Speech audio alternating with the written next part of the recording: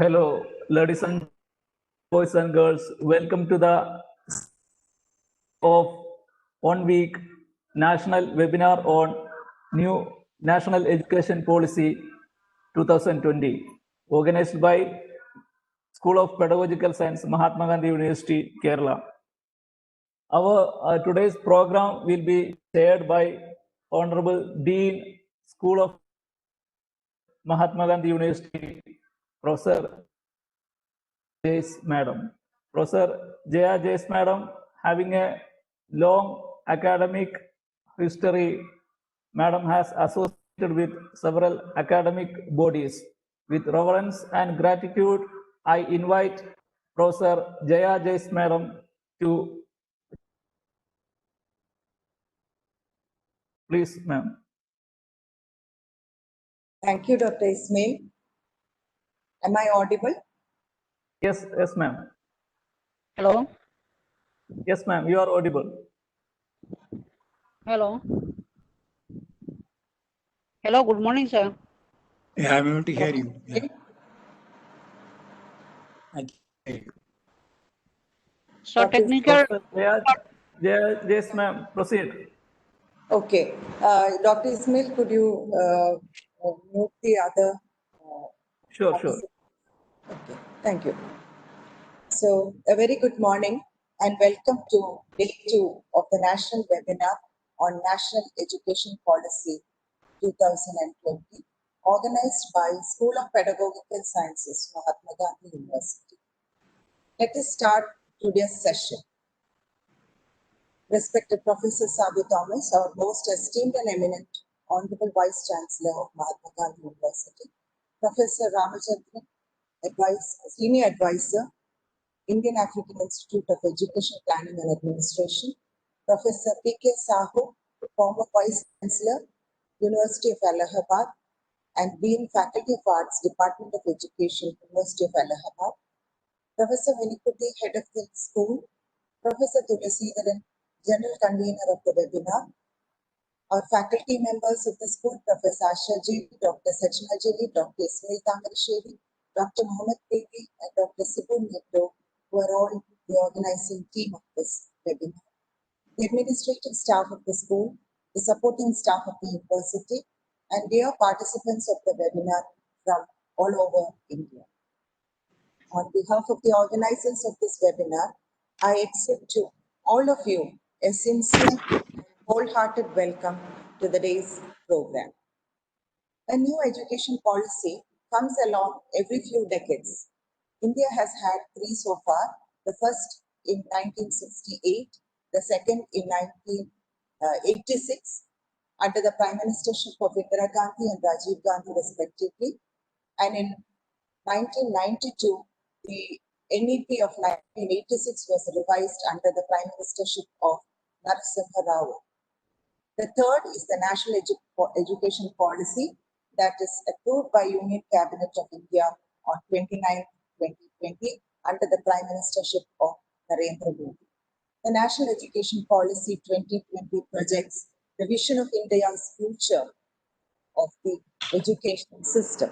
It aims to set global standards for schools and higher education in India and to transform India's education system by the year 2040.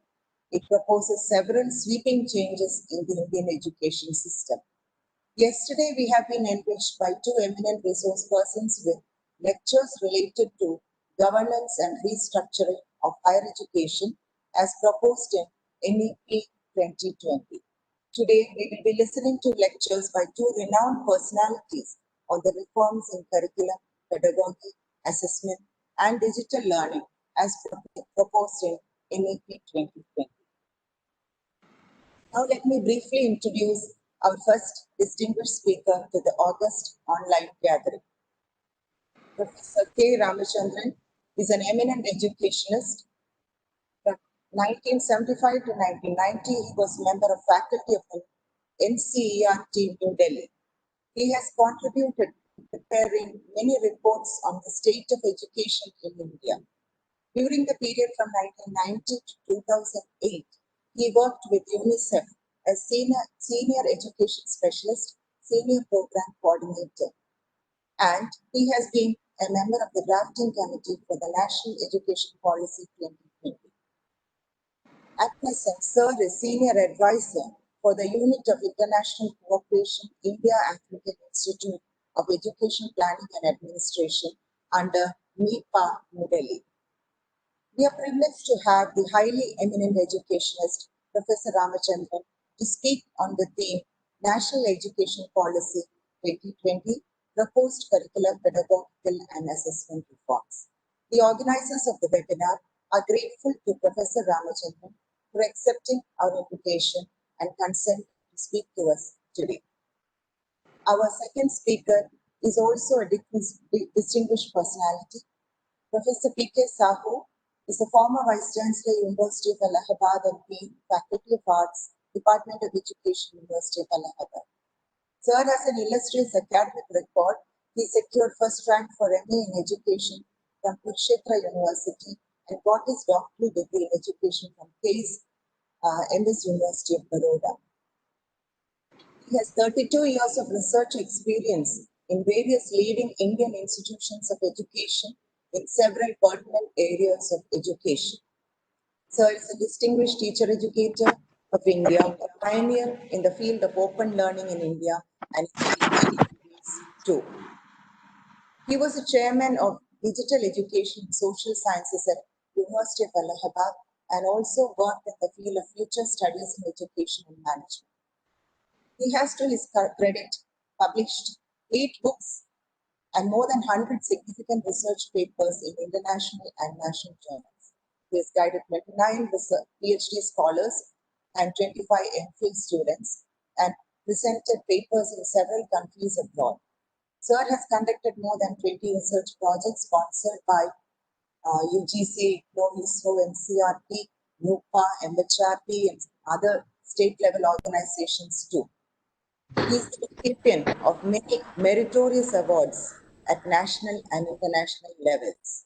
Since 1995, Sir has had a long-standing and deep involvement with NCTE in several capacities. His academic and managerial experience spans the numerous positions he held with NCTE, UGC Special Assistance Program, University of Allahabad, Kota Open University, Anbani, MHRD, SIT, Devi Ahilya Vishwavidyalaya.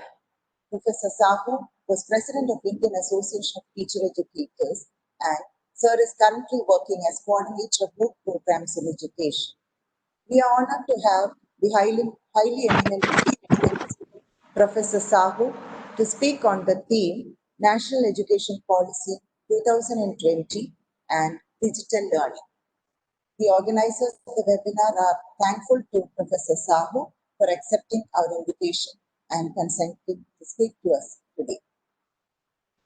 It is intimated to all that after both lectures, there will be an open forum. Participants may either ask or post in the chat box their queries and clarifications to the experts, which will be addressed by them during the open forum. With due respect, I invite Professor Ramachandran to take over the first session. Sir, please. Thank you. I hope you are able to hear me. Yes, sir. Professor Savu Thomas, Honorable Vice Chancellor, MG University. Professor Jaya Jace, Dean, School of Pedagogical Science. Professor Minikuti, Head of Department. Professor Tulsidharan, and friends. I'm mainly here in my capacity as the member of the drafting committee of the NEP 2020. I also had the privilege of being part of the drafting group of 1986 policy. 2 different governments, 2 different situations. Now, I have chosen the topic essentially on curricular, pedagogical, and assessment reforms in NEP. Why did I choose this? mainly because this is the key to the success of policy. If you don't change curriculum, if you don't change pedagogical practices, if you don't change assessment procedures, nothing will happen. So that's the reason I thought I will dwell upon this. It's about 10:35, so I will take about 40 minutes. Now, the policy has two statements which gives the overarching thrust of the policy. It says recognizing, identifying, and fostering the unique capacities of each student to promote each student's holistic development. Terms are important. Holistic development, I'll come back to it later. Flexibility, so that learners have the ability to choose their learning trajectories and programs, and thereby choose their own paths in life according to their talents and interest. Last two words, talents and interest. This indicates the policy respects what we call individual differences among students, and we must respond to that. Second, the thrust is on holistic development. I'll come back to that later. Third, diversity. It means the policy seeks to honor student diversity. I'm using the word carefully, honor student diversity, and not address, not manage. Diversity is an asset, and we must honor that. Diversity in terms of socio-economic backgrounds, diversity in terms of languages, diversity in terms of learning styles, diversity in terms of learning pace, and diversity in terms of prerequisite to further learning, and so on. So we must honor that diversity. So that's the two themes. Now, the policy talks about 6-7 major transformative initiatives. I'll focus more on higher education because some of my colleagues are doing school education and other aspects. I don't want to repeat that. Now, the transformative initiative number 1 in higher education is transform all undergraduate institutions into multidisciplinary institutions. Number 2, introduce multidisciplinary education at undergraduate stage. Why have we recommended this? There's a reason. If you want holistic development, what does that mean? It means develop capacities, all capacities of students in different areas. Areas like intellectual, areas like aesthetic sensibility, physical, social, emotional, moral, ethical, and so on. All must be done in an integrated manner. And if that is the one we have to do, this cannot be done only through study of a single discipline. We need to have multidisciplinary approach to education to develop a student holistically and develop all capacities, that is intellectual, aesthetic, physical, social, emotional, ethical, and moral. Now, if you know in the past, especially in Kerala, you have what you call Kala Mandalam, Kala Kshetram. The term Kala essentially means an art. Kala could be music, Kala could be a disciplinary study, Kala could be sports and wellness, Kala could be dance, music, and drama. And if one attained 64 Kalas, he or she was considered a holistic personality. That is the one behind the policy. It has not come from outside India. The idea has generated from India itself. And variety of kalas must be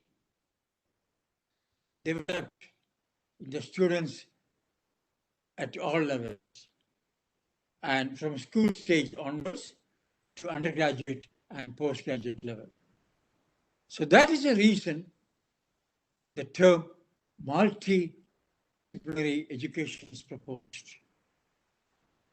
And to ensure that all students will develop all capacities, human capacities, and that will bring a change in the student life. This is the first thing. Second, we all know that quite often many students don't develop certain competencies required to solve a real life problem.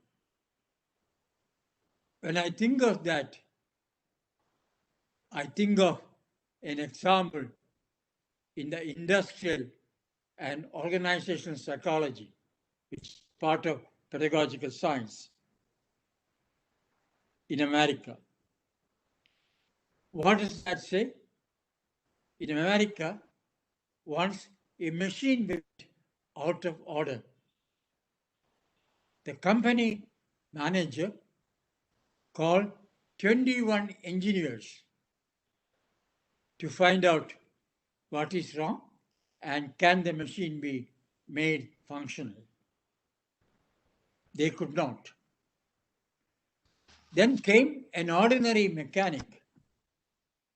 He said, "Sir, may I have a look at the machine?" He had a look at the machine for 5 minutes and he found the machine was jammed at some places. So he asked the manager, "May I have a hammer to hit?" He was given a hammer. He hit the machine at 3 places. And then the machine started functioning. He went back and sent a bill for $1,000. The company manager said, $1,000 for hitting 3 times. That is too much. He replied, "Sir, for hitting 3 times, I charge $30. $970 I charged to find out where to hit. and not how to hit. Where to hit, it means finding out where to hit was more important. That is a diagnostic exercise. That is an attempt to solve a real life problem. That is making the machine functional. There is a saying that any university in India, we produce a large number of graduates who can hit, but Hello? don't know where to hit. Don't know to diagnose a problem, seek a solution. What the policy wants is a student who can not only hit, but find out where to hit by means diagnose a problem and seek solutions to that problem and make a real life solution. That is making the machine functional. That means problem solving is key to the policy. My best teacher now is my 6-year-old granddaughter. 2 years ago, at the beginning of the age 5, she was coming to India. First time from America. I asked her, where are you coming to? She said, to India. I said, which city? She said, I don't know, Grandpa. Then my grandson told her, you are going to the capital city of India. The moment she heard that, she said, Grandpa, give me 15 seconds. She opened her iPad, Googled the capital city of India, and got New Delhi. Grandpa, I am coming to New Delhi. When she was in kindergarten last year, I asked her a question. What is 10 plus 20 plus 30 equal to? She said, give me 10 seconds. Opened iPad, press 10, press 20, press 30, and said, Grandpa, it is 60. We were checking into a hotel in Mumbai. I was busy with filling the formalities. She was restless. She asked the manager, Uncle, what is the Wi-Fi code of the hotel? He was surprised. A 5-year-old girl is asking for that. He asked, why are you so keen on that? He said, Uncle, if I have Wi-Fi and an Apple phone, I can talk to my friend in San Diego on FaceTime. And I want to discuss something with her. So my son asked me, she is glued to iPad, computer. So whenever I say something, she opens computer, iPad, and seeks solutions. So I said, we must change the assessment.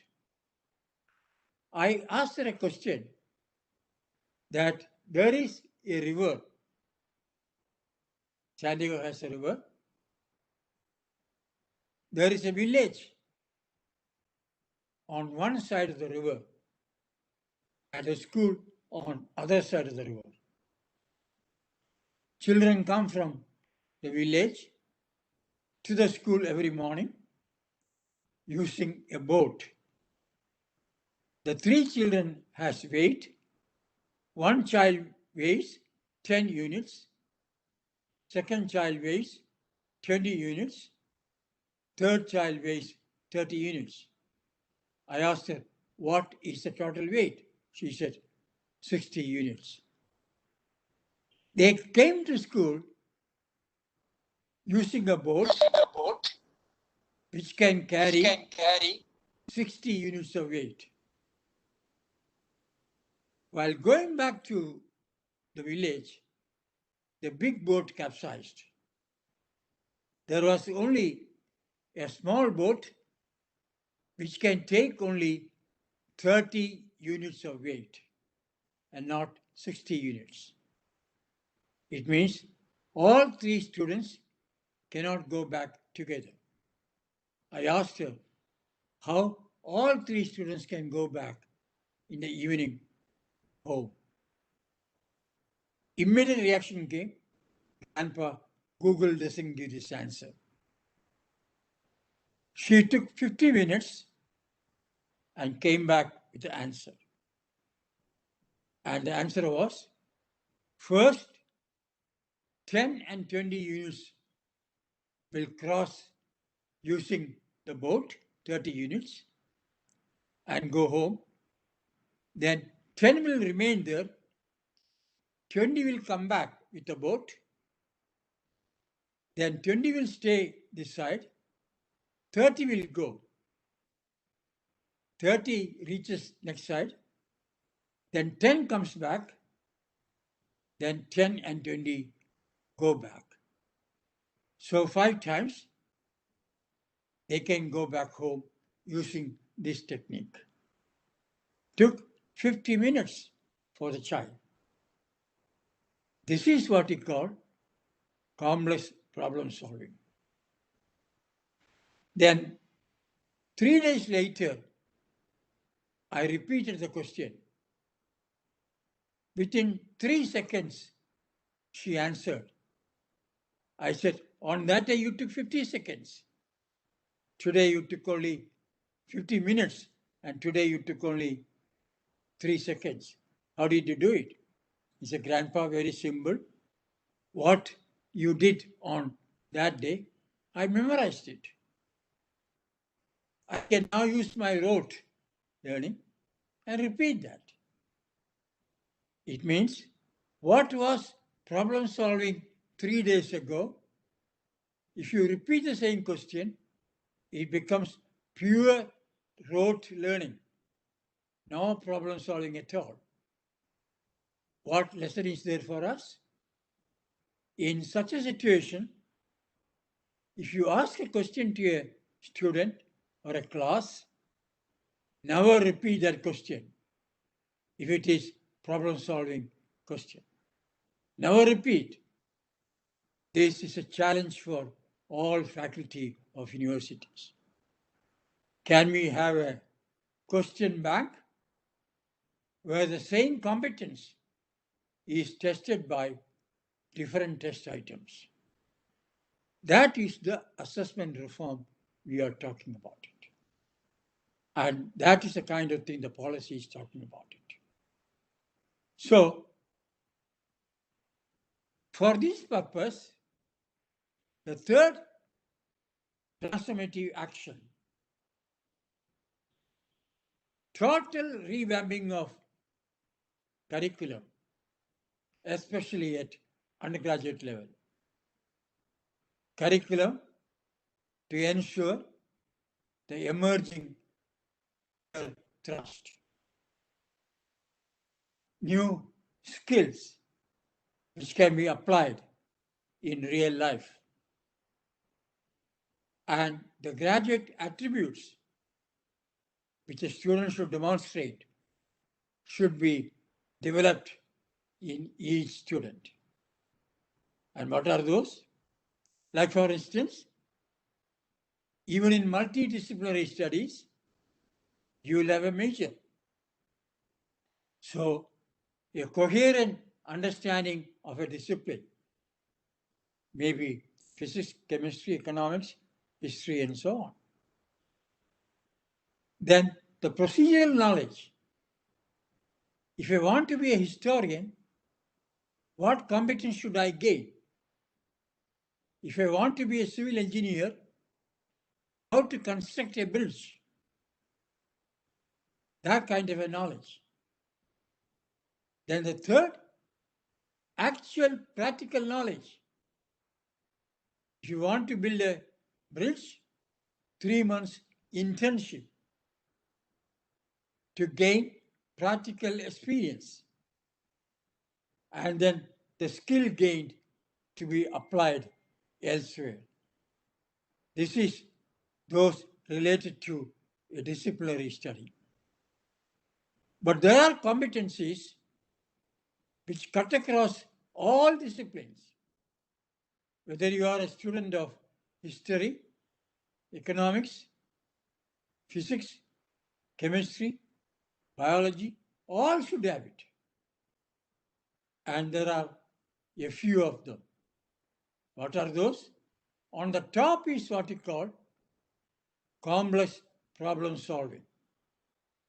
Every graduate should be a problem solver by the time the 3-year or 4-year program is over.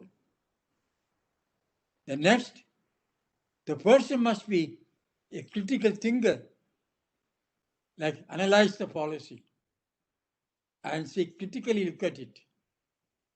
And how do we implement that? That is a critical thinking. Budget of the state and the center, do an analysis and see what is good at it and what should have been done. That is an economic analysis. If it is physics, a physical problem, how we can solve it. So this is what we call the critical thinking. Third, creative thinking. If you ask a section of MG University Kottayam to draw a new logo of MG University with 100 students, you will get 100 logos. No fixed answer. Each one displays their creativity.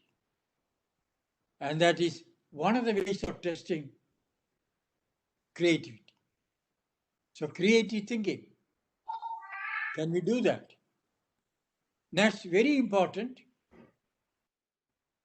all students must be a skilled communicator, excellent communicator in writing and speaking. If that is not there, then you cannot progress further. And then we Indians have a problem. We are very good at working individually. We can't work in teams. And there's a saying by Japanese, when an individual Indian is equal to 2 Japanese.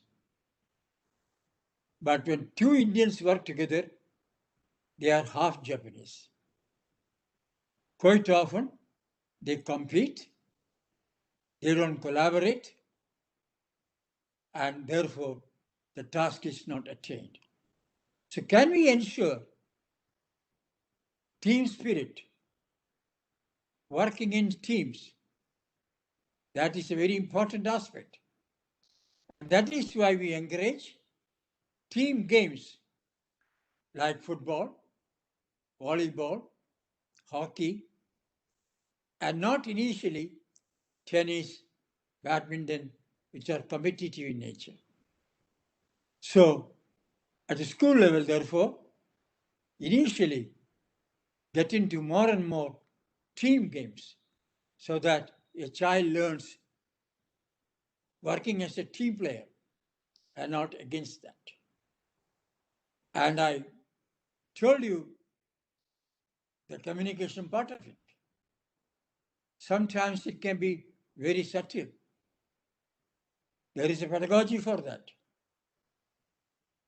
After my pre-university in Kerala, I went to the Regional College of Education, Mysore.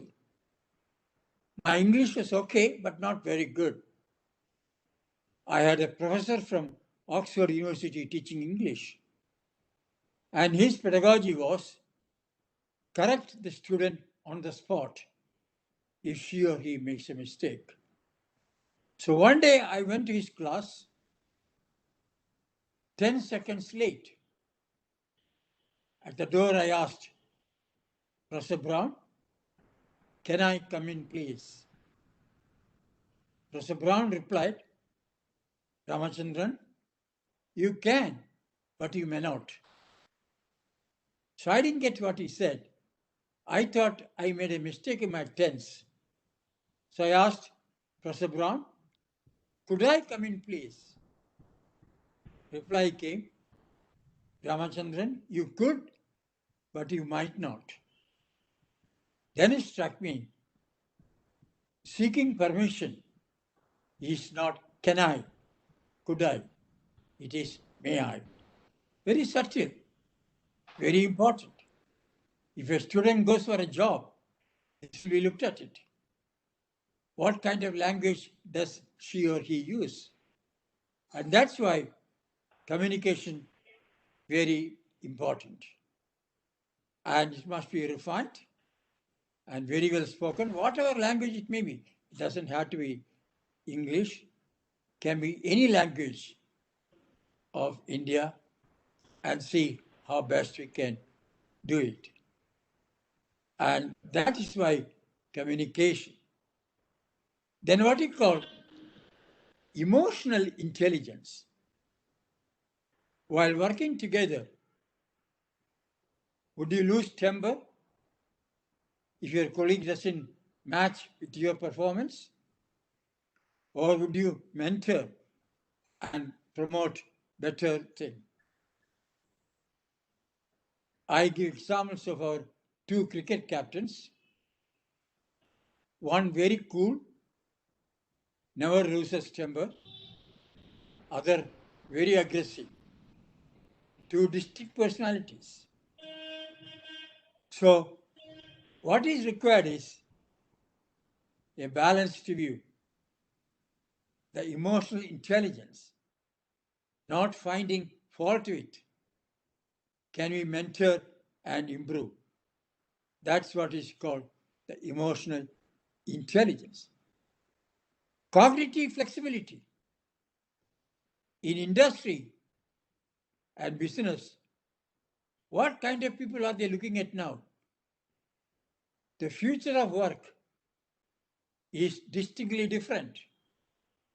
In 10 years' time, the work process will change completely. And what would that be? Not scripted work, not work based on given guidelines. You may have to change on the spot, suddenly.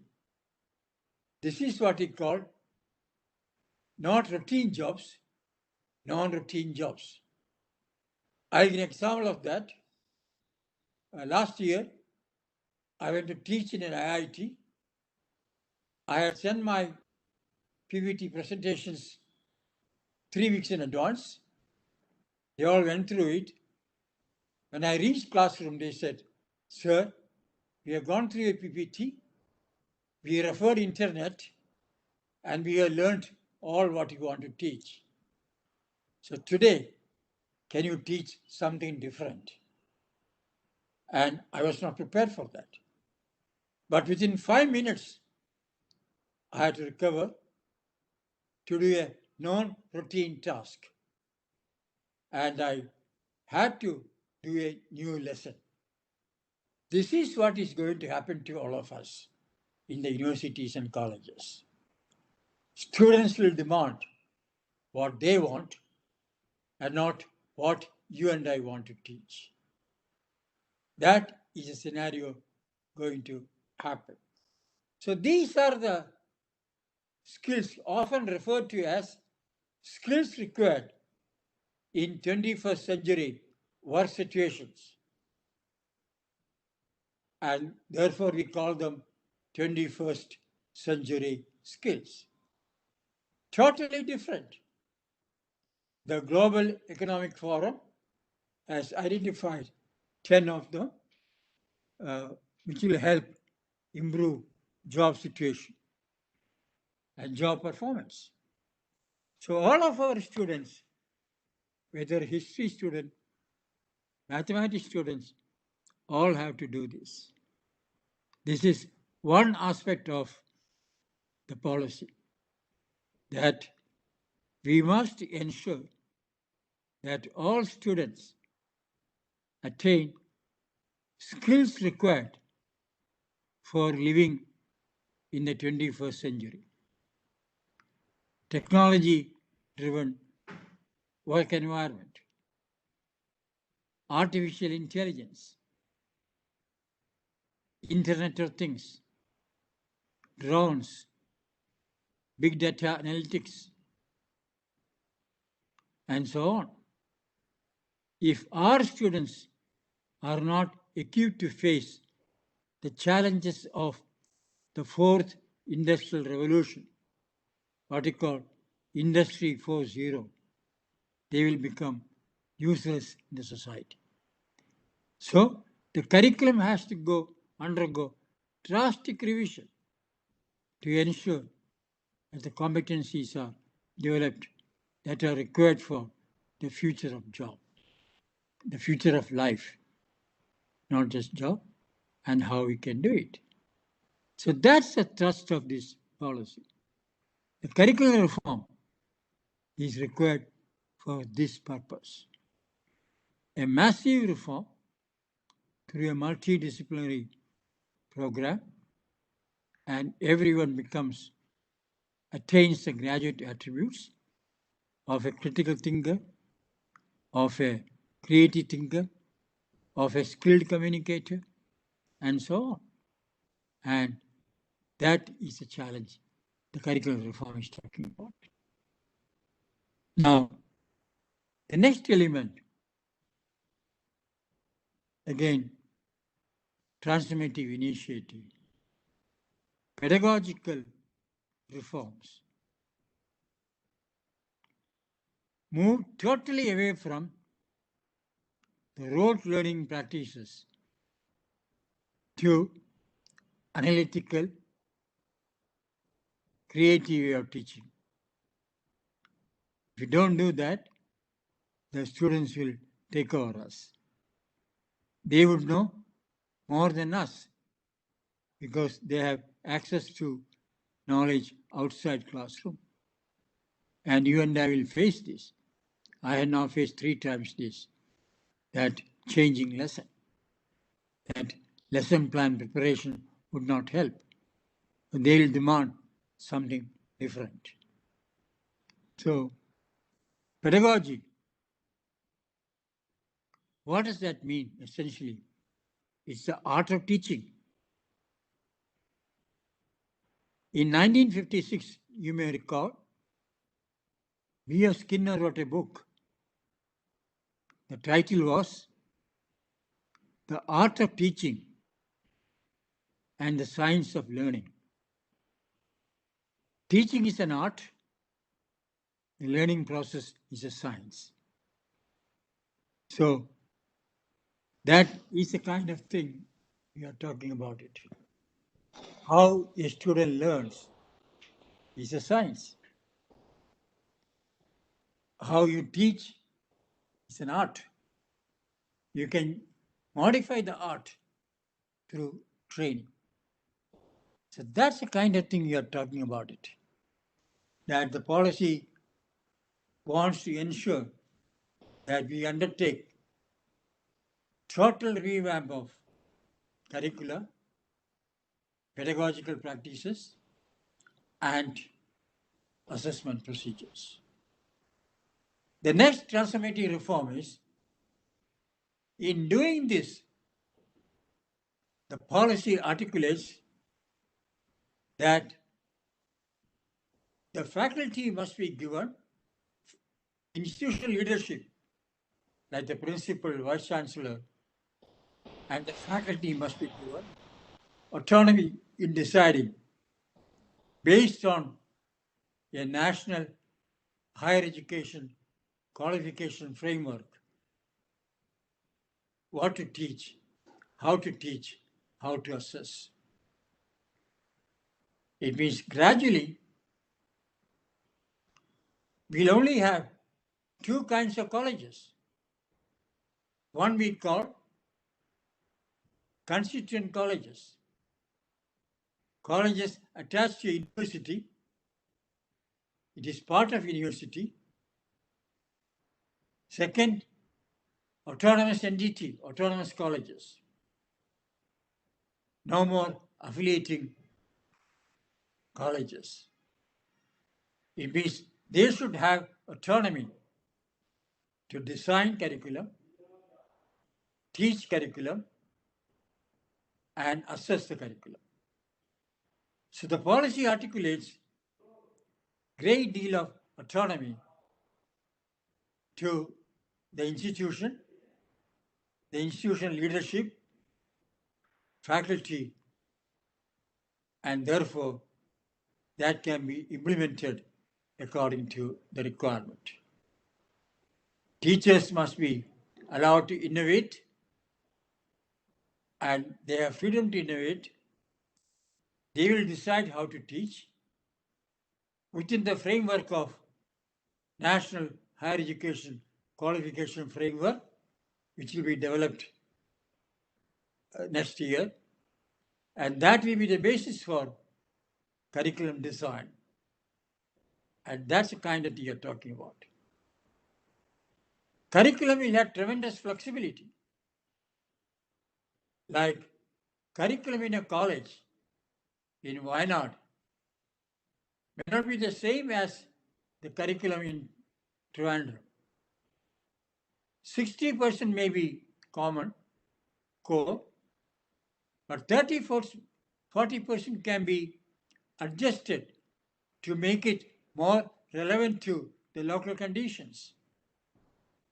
If the area is of fishermen, education of fishermen could be talked about it.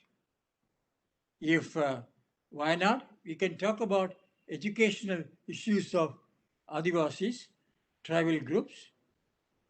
That freedom must be given to the college, the university, and so on, and not uniform throughout the country.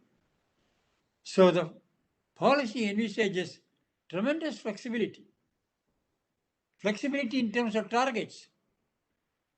Like the policy talks about a gross enrollment ratio nationally 50% by 2035. Kerala might say, I'll reach this maybe 2032. Bihar might say, I'll reach this 2040 because the current level is slightly lower. Delhi might say, I'll reach this 2028. Like Tamil Nadu says, that by 2035, the gross enrollment ratio in Tamil Nadu would be 75%. By 2028, they will reach 50%. This again freedom is given that each state can prepare their own plans and programs and decide by 2035 how do we reach the target. By 2040, how do we reach the full target? That is the reason we are given 10 years for implementation of the policy. Many states may not start immediately. They'll say we need one more year preparation. Fine. Like the curriculum revision, I'll give a caution to you. Like Delhi University, a few years ago, wanted 4-year undergraduate program. They hurried through that. Faculty was not bought in, and it collapsed. If they had taken more time, things should have gone very well. So this time, we don't want to make that mistake. Each university should take its own time. Each college should take its own time to design a curriculum which will last for next 5 years or so. And that freedom again will be given to the institutional leadership, the principal, faculty of college, the vice chancellor, and faculty of departments and colleges of a university. So that's what the policies thrust in terms of output. Now, the next important thing is curricular change.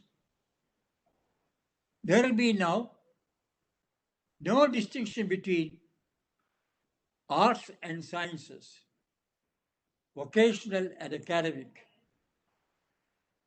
All will be on equal terms. A student can take physics as a major, maybe another major could be music. A student can take economics as a major, maybe other major could be sports and wellness. A major could be economics, the other major could be a vocational course. Our aim is to ensure gradually all, at least 50% of undergraduate students opt for a vocational course. By 2035, we want to ensure 50% of students at the undergraduate stage opt for a vocational course and pass out with a skill for employment, gain employability. These are the flexible nature of the curriculum we are talking about it.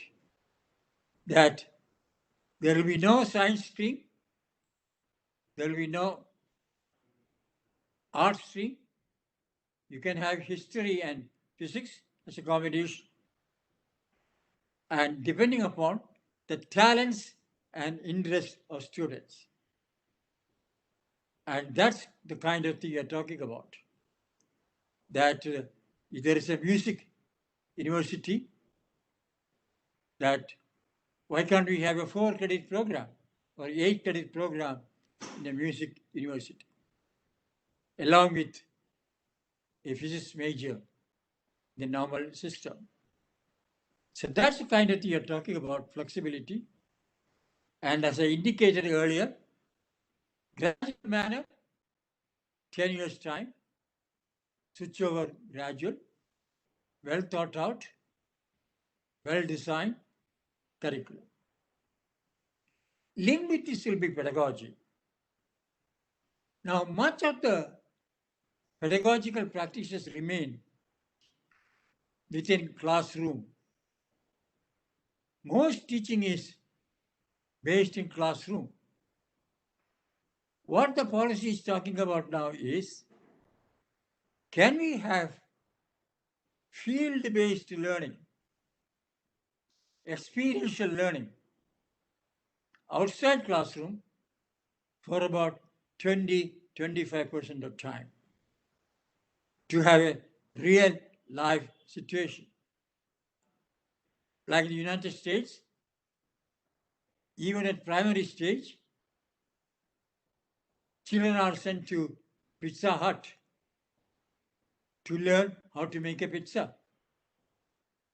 They are sent to McDonald's to learn how to make a burger. They are sent to hospitals to study what are the functions of nurses and doctors. They are sent to factories to find out what are the functions of engineers, technicians, mechanics, and so on. So that in the later life, they can choose the kind of profession they want. So we want to ensure vocational immersion at a very early stage and more stronger at undergraduate level. So this is another transformative initiative you're talking about it. The next transformative initiative you're talking about is, if you really want to resource a college, we need adequate number of students. In India currently, there are a large number of universities with less than 150 students, neither economically viable nor academically feasible. So the policy said gradually can we think of 3,000 students? If not in one college, can we have a cluster university joining two colleges like Maharaja's College, Maharani's College? Can they join together and have 3,000 plus students? A cluster university headed by a chief so that resources can be optimally used and so on. So therefore, it can also be a cluster where it is not feasible to have 3,000 students in a single college and so on. So that decision also can be taken at university level and identify which can be combined, which cannot be combined, which will have more students, and how it can be done. So a lot of things are being discussed in the policy with a tremendous freedom, tremendous flexibility to university, colleges, and faculty. So the faculty gets the prime responsibility. I think there is a misconception. If the college is made autonomous, the government would not give money. That is not true. The government would give more money to make it truly autonomous, function as an excellent autonomous entity which can award degrees by itself and doesn't have to be affiliated to a university, 70, 80 colleges affiliated to a university. So that responsibility is given to the institutional head and so on. Now, many universities, there are three kinds of institutions we proposed. One we call universities which will predominantly carry out Hello? research and teaching. Second, universities will produce teaching and research. Then colleges will do perhaps when they have program both. Colleges will now introduce gradually 4-year undergraduate program along with the 3-year program. The 4-year program will be a liberal arts program, multidisciplinary, and see how best you can do it. Out of the existing colleges, how many can introduce 4-year bachelor program? And they will need only 1-year master's program, not 2 years. And 4th year will be spent on research so that it is also a research degree. And masters will solidify it and from there move towards PhD. We said there is no need for MPhil program now. One can move straight from a well-organized master's program to a PhD program with the courses. And that is what is proposed. Gradually, again, this can be looked at and see how we can implement this properly. So these are some of the structural changes proposed and see how best we can do it. We have proposed certain governance reform. What we want is all universities and colleges to be governed by a board of governors and an academic council. And no need to have any other bodies. So that's the kind of thing you're talking about it now. That means self-governing system. That board of governance of a college, of a university, academic council of a university and a college take the major decisions relating to academic. Some academic autonomy in terms of curriculum, some administrative autonomy, like for instance, if MG University Kottayam wants to have a off-campus centers in Kannur, you can. You don't need to go to UGC. The decision can be taken at the university level. You don't need to go to UGC and higher level regulatory bodies. This is called administrative autonomy. Later on, maybe as we move to some amount of financial autonomy too, we want to ensure that gradually the Vice Chancellor is given the money, and we would like the Vice Chancellor and the faculty to decide what that money to be used for. I'll give an example of a good example in India. Punjab University, Chandigarh, a few years ago, was given 150 crore rupees.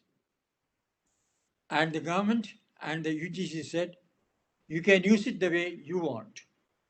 Which faculty to be strengthened, which faculty to be appointed, you decide.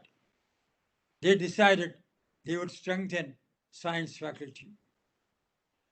And today we can see the success, doing very well. This is what happened to National University of Singapore. This is what happened to Tsinghua University, China. And many could do that. So that's what we really want. But it will take some time to reach that level. But certain amount of financial autonomy is envisaged in the policy to begin with.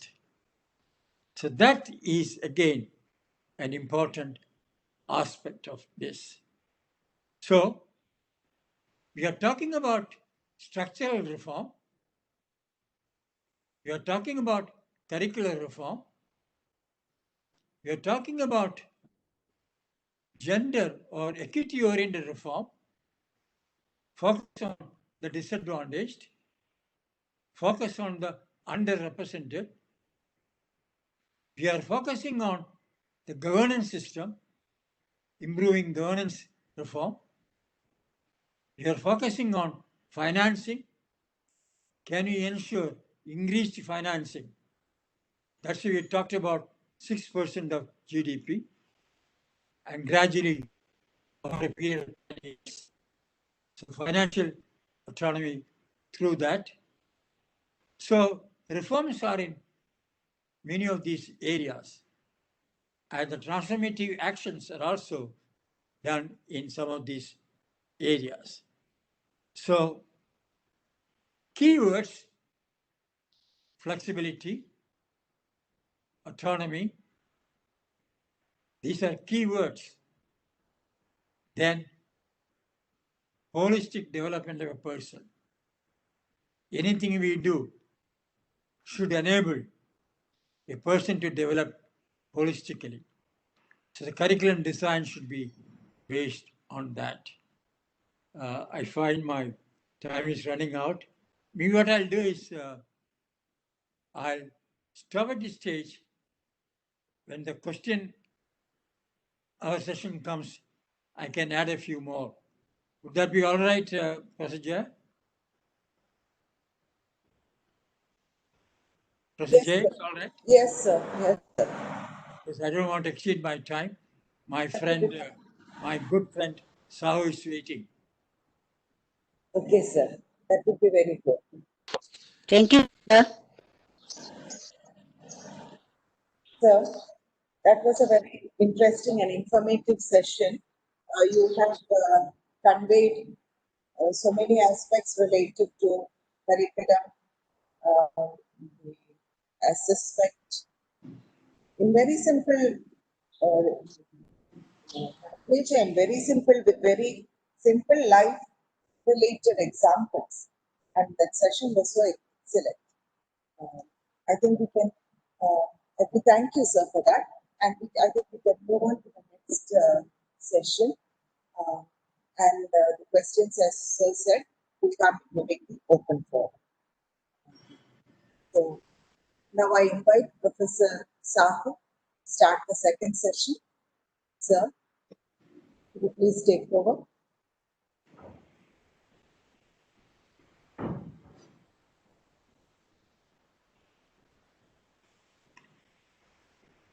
Hello. Hello, sir. Good morning.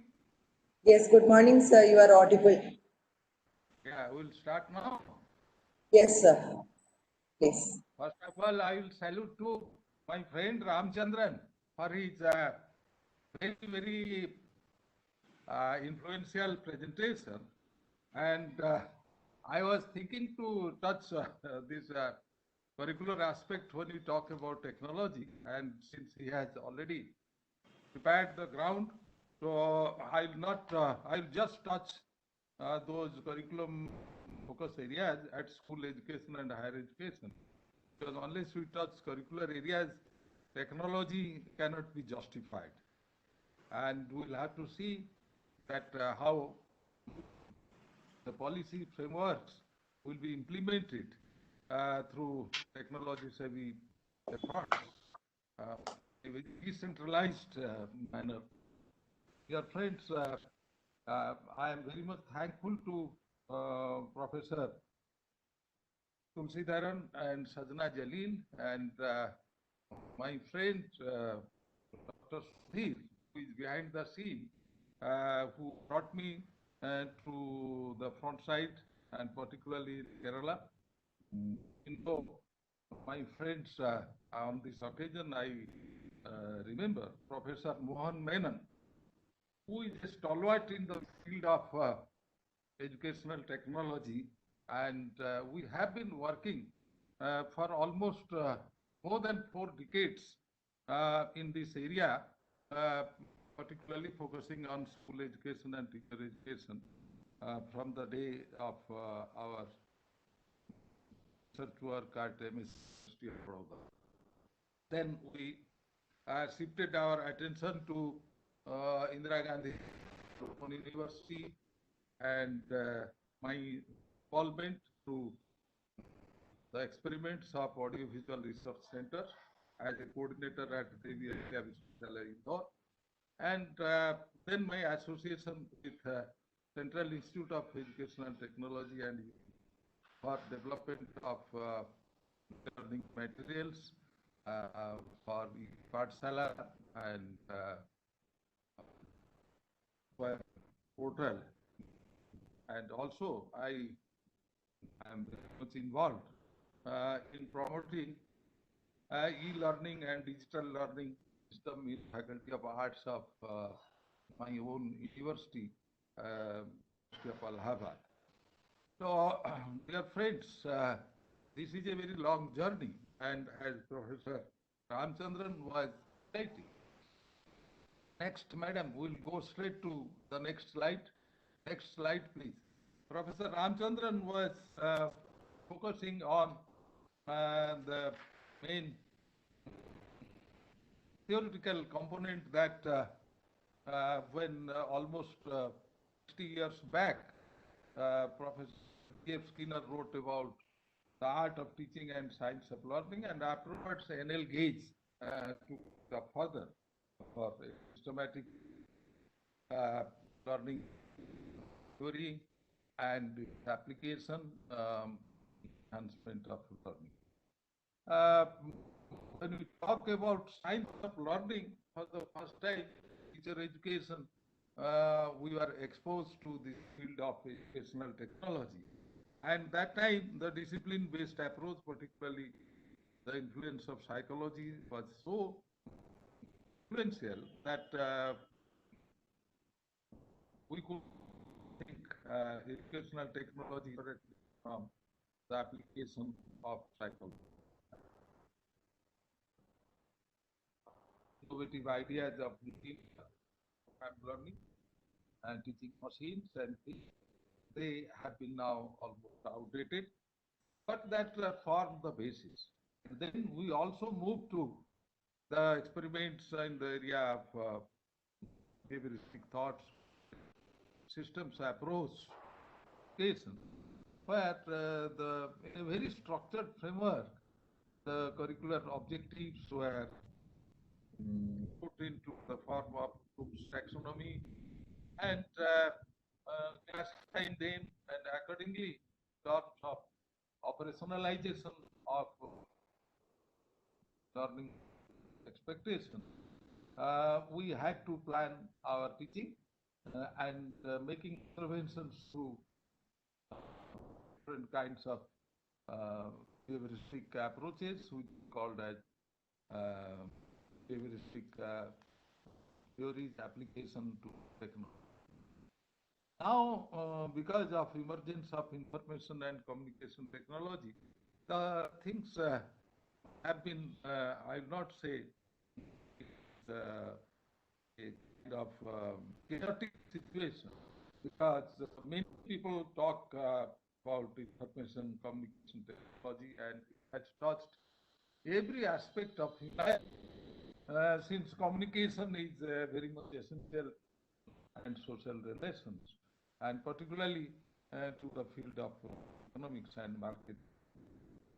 Now, when we talk about education, it will not be talked isolation, that it is just a communication for some kinds of economic transactions or political movements. But we are focusing particularly in the context of curricular reform at school stage and higher education. Professor Ramchandran has already prepared a base when he talked about curricular reforms, and particularly at higher education stage. He talked so nicely, highlighting the decentralized, the scope for decentralized efforts at institutional level, and participation of teachers and administrators, the managers at local level, so that we will go for integrating our indigenous knowledge system with modern science and technology, which takes place in the arena of global world.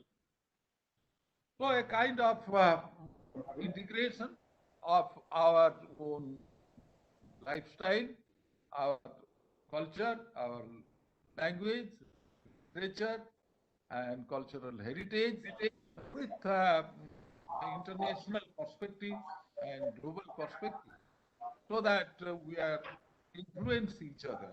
So that is, in that context, this education policy visualized recover from a disaster. future So the Kerala floods illustrated the potential of information and education.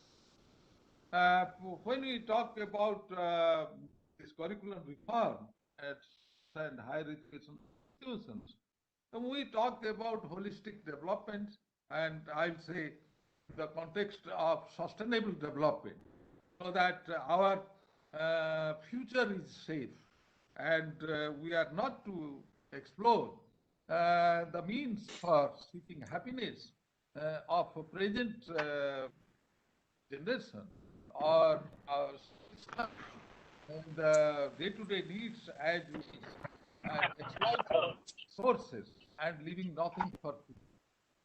So a kind of future awareness and a futuristic outlook is to be integrated with the present development and our living styles, and we'll have to seek happiness, not only going for mega productions and mega utilization of resources and leaving nothing for our ecosystem and our environment.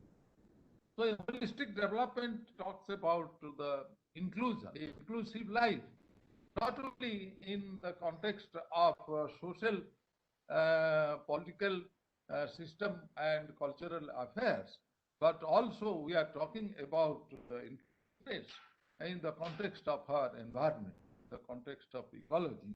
So from the beginning, from the preparatory stage, that is the foundation stage, from 3 years age group onwards, and when a person passes through different stages of life and development, A child itself is oriented to link his surroundings and environment with learning opportunities available in the school and exploring the learning opportunities as available through different kinds of technological devices, so that it is not the concept as in our own childhood is to be acquainted with this concept of bioscope. And children used to gather in a village function where they used to charge 1 paisa in childhood. So we'll pay 1 paisa and see the bioscope, and there will be also heavy rush. So 5 minutes and there will be some pictures of Taj Mahal, of Mahatma Gandhi, of Pandit Jawaharlal Nehru, and the picture of Himalayan terrains. So that was the opening of technology to children to link our own existing surroundings experience with a very national and global exposures put in the form of still pictures, and they are shown very, very artificial manner, the bioscope. And now the bioscope system has been replaced by our system. A child of 3 months old, we observe, she knows how to, from the time she used to have control over fingertips, she also keeps on moving her fingers just to skip over and to see and to get pleasure from the photographs and from the movements and the toys, the cartoons in her hand that put her hand by her parents. So this is a transition that from the childhood stage up to adulthood, our exposures to different kinds of learning environment, learning situations which are possible through technology, savvy society, and technology advance. And Professor Ramchandran talks about the activity-based learning, the games, and making school environment so enjoyable. There have been efforts by NCRT for almost 5 decades about joyful learning and creating conducive environment so that the children would enjoy their study in school. And now, because of technology interventions, we have to accelerate and the speed and to see that how children can also enjoy it, and they play and simulations through gamings and different kinds of interactions, the technology there. When you talk about the school stage, secondary stage, our learning becomes more abstract oriented, and we are talking about learning and discussion on a very abstract concepts about the surroundings and asking questions about not only what is happening, but why it happens. So these cognitive skills of secondary school children is very much different from the primary school children, where they are just understanding, describing, narrating. But at a school stage, we are being more closer towards abstract and cognitive development and moving towards a higher order thinking. There, different kinds of logistics are to be presented through technology support system. And if students get exposure to interactions for dialogues and to search different facts and data and try to build a base so that they will understand their problem more scientific way, and they will also try to questions and to find out the alternatives of that, even though they may not go for experimentations as it happens with more rigorous scientific exercise. And the new education policy has given a scope now that at the secondary stage itself, we will have to orient about multidisciplinary background, even though our subject knowledge and theoretical basis will be there, but to see the interlinkage of different theoretical concepts and to understand the problems that exist in our surroundings, how that can be facilitated through technology savvy learning. So there are many concepts. Repeatedly we deal, particularly in case of social science, the economics and sociology, political science, geography, they overlap on certain concepts when we talk about environmental studies and social and downtrodden lifestyles and their interaction and their movements for their identity. And it is also very much linked with the ecosystem, the environment, and that is also grounded in the science. So we'll have to go for a multidisciplinary base at higher secondary stage itself, so that we link it with the inquiry at higher education. So this learning with the help of technology and multidisciplinarity and encouraging flexibility at school stage and linking it with higher education. Technology has to play a very significant role in learning and also for assessment for learning. Next, Sadhana, please, next. Here I talk about assessment for learning. I'll say it as the formative assessment. I'm not talking much about technology for examinations and evaluations, the semester system and grading. I am not talking much about that, because that itself will be a special focus of some presentations that have to think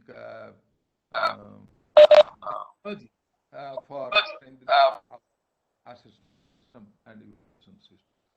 When we talk about formative association, our experiments and the experiences which we have gathered from an research study, we found that whether it is a behavioristic approach or constructivist or cognitive approach, the technology has to play a very, very significant role for during learning for self-feedback. And this feedback is not only in terms of mastery of a concept, but in terms of cognitive skills, the affective skills and kind of satisfaction I get through my action and my activities which I perform. Such feedback is possible through technology intervention. When we perform some learning tasks, we are not to use it whether we achieved the specific terminal behavior or not. Wait till that time. In the learning process itself, when we are involved in different kinds of learning tasks, individually as well as in groups, we get a lot of feedbacks. There are support systems available as inbuilt mechanism of technology-based technology support learning system. So we get our feedback, and continuous feedback is not in form of structured form. We get this feedback and then we adjust and accommodate such feedbacks in our learning system, so that we move in a very progressive form and accumulate different relevant experiences in different stages of learning, which are not specific as in case of programmed material. So such feedbacks to individual feedbacks, self-activity, and also the peer feedbacks at different stages of our learning, that is strengthened through our technology supports. Then comes the tutors also. In the see, we have role as a central stage, but not as a dictator, teacher as a learner. So teacher learning and students learning takes place, and teacher also gets a lot of feedbacks through the creation of appropriate learning environment and different kinds of learning tasks the students are engaged therein and gathering experiences from them. And teacher also gives feedback and gets feedback from students. So a kind of mutual feedback from teachers and tutors to the students and individual or in form, that becomes a regular practice for enhancement of learning in autonomous form, in decentralized form, in flexible form. So the technology interventions for learning and development makes it more flexible in our learning and development, and has a lot of scope for creative expressions and exercises by searching the opportunity and alternatives and empowering ourselves with the help of our cognitive skills and its applications. The experts' opinion and external evaluation, of course, I'll not talk about that, but there are a lot of high scopes, the higher scopes, through technology interventions for enhancement of learning experience while working in our own schools. And as Ramchandran was talking about outside schools and the community interactions, so learning becomes a part and parcel of our lives. So we do not see a kind of a bifurcation in the environment at our home or in community or in school. So it will be more integrated environment, and in that fashion or context, technology has to play a very significant role in learning and development at different stages. So starting from preparatory stage, foundation stage, secondary stage, higher. Next slide. Next slide. So when I talked about this learning, it is also dealing with the curricular goals. Ramchandran explained it in a very manner. I'll just touch that. We are talking about creating a space for critical thinking, critical reflections, and which will lead to wisdom and collective wisdom. That is the aim of education and the curriculum goals. Higher stage. So it is based, are taking our ideas, it is through our continuous dialogues and continuous revision and a journey for our development in a spiral mode, not just reaching the goal as pre-decided in a systemic framework and going for a linear development from one. So it is a very complicated, a complex system, curricular system, where there will be opportunities for individual development and moving towards perfection and revealing and reflecting our own ability and gathering new experiences so that our abilities are more stronger and also our systems more energetically and more creatively for meeting the needs of people. So it is more of analytic orientation, creative orientations, reflective orientation, and moving towards a society of not of learning, I'll talk society of collective wisdom.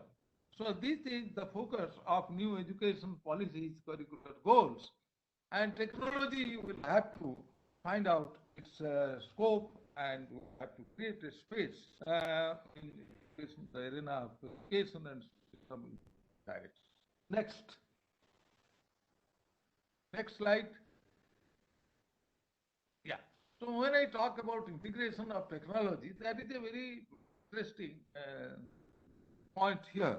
A few days back, I was listening to a very nice presentation at a conference of Indian Association for Teacher Educators.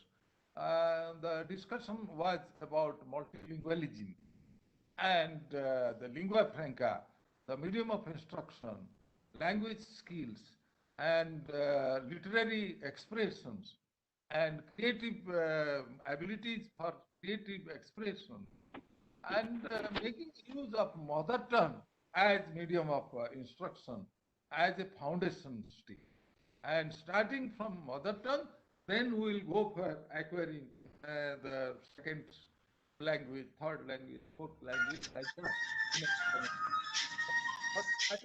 From the mother tongue.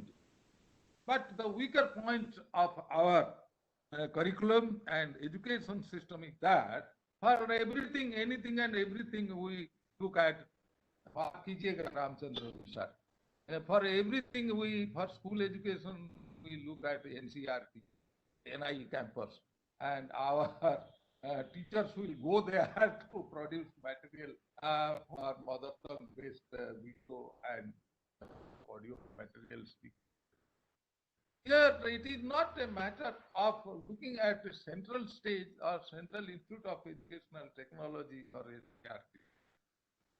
Even not State Resource Center, but enabling our teachers to mother tongue education and development of learning resources in regional languages and mother tongue education.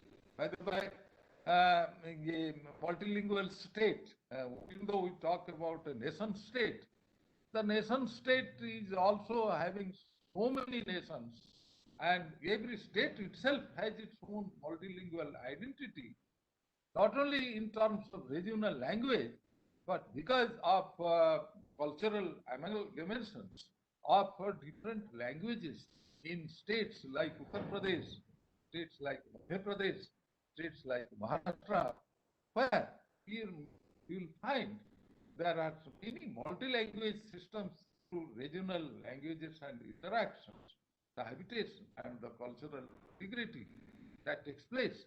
You cannot deny the right of a Telugu spoken person if he is located at Tamil Nadu and he will be deprived from Telugu medium education because he is placed in Tamil Nadu and will have to learn Tamil language. That comes as a second language too. So how to bring this culture of multilinguistic lingua franca or the medium of instruction and enabling teachers to acquire multilingualism while teaching or delivering presentations. You cannot recruit teachers from different states and say that they will be placed in one state. So here, a teacher who is being recruited as a teacher at foundation stage, and particularly dealing with nursery and pre-primary stage and primary education up to class 8, the exposure to multilingualism is really a challenge. And this challenge, we will have to take shelter in the technology. And very, very interesting that because of technology support and the dictionaries, the Sabdakos, and multilingual efforts for seeing the comparative language and literature perspective, that should be our orientation. That how commonalities exist in different languages, how speciality remains in a particular language, and how to be oriented towards linguistic background so that it becomes very easy to share our experiences in children's language and term, being oriented to the science of linguistics. So this is a very critical situation when we talk about mother tongue based education. And as all of us know, that how three language formula failed. And in one state, like my state of Uttar Pradesh, we have only two languages. We have only two languages, Hindi and English. And of course, some may study classical language, Sanskrit. But no concept of learning another language from South India or from East India. So how to create such type of learning source base so that the teachers and students will be exposed to the three language formula and mother tongue education and proliferation of regional language. It is not only in the context of Indian languages, even the case is very much peculiar in the so-called private and public schools, the English medium schools in the rural areas, and unfortunately, the new education policy is silent about. We talked about mother tongue education, talked about real language, but we did not talk about privatizations and English medium institutions and its growth in the rural areas, even in tribal areas. So we'll have to see that this particular problem that is very much crucial. On the one side, we have not been in a position to tackle our own mother tongue, regional languages, Indian languages, and at the same time, we have proliferated in the name of privatizations and this language. So there are a lot of scopes for technology interventions and strengthening, and to remove this particular attitude among parents, among teachers, among students, that English education is best and Hindi education is worse, Tamil education is worse, and English education is good. And we are putting these concepts in the minds of young kids that in the family and the house itself, the parents say that, Baba, please count 1, 2, 3, 4, and 5. Not 1, 2, 3, 4, 5. Not Arkati Rendu, Mudu, Nalgu, Aidu, Aru, Eru. They will not teach children. And they will teach that, hey, this is a baby, this is a doll, this is an elephant. They will not say that it is Hathi and it is Maina, it is not a learning to children. So the major problem that has come because of dominations of English language-based technology orientation, that is to be multilinguistic in nature. So it is not that technology or the softwares which are available, they will suffice to meet our requirements. We will have to go for bringing reforms in our softwares and encouraging technology interventions in developing a multilinguistic culture and multilingual system. And for that, my humble submission is that we cannot look for anything and everything to CRT or CIT or state.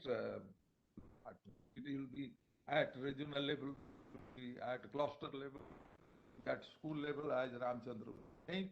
That will have to make it more precise. Next slide, please.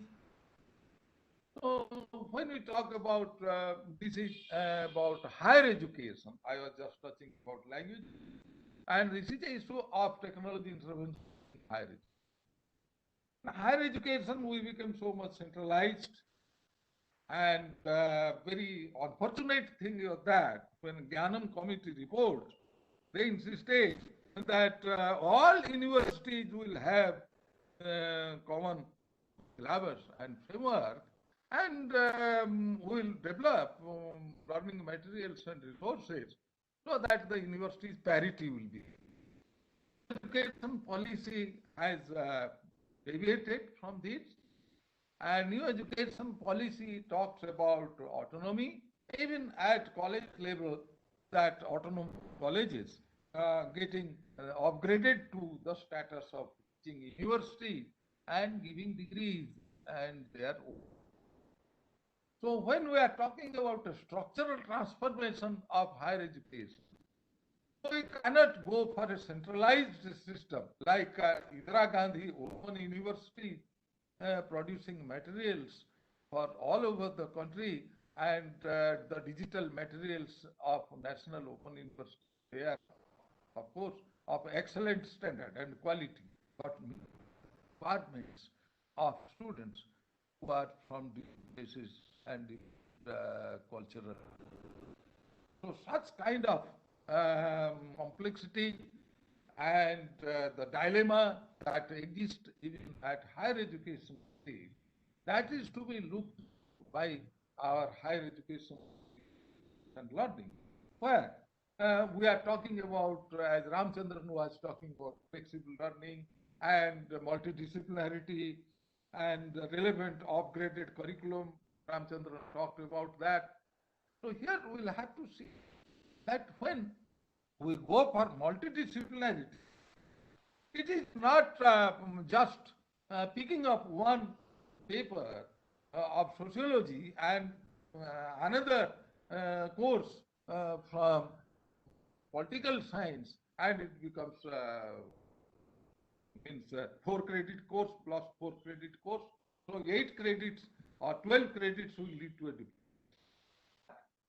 When we talk about a multidisciplinary concept itself, the conceptual analysis will require a different orientation than just amalgamations or cut and paste of credits and picking up and choosing different courses and say that it is multidisciplinary.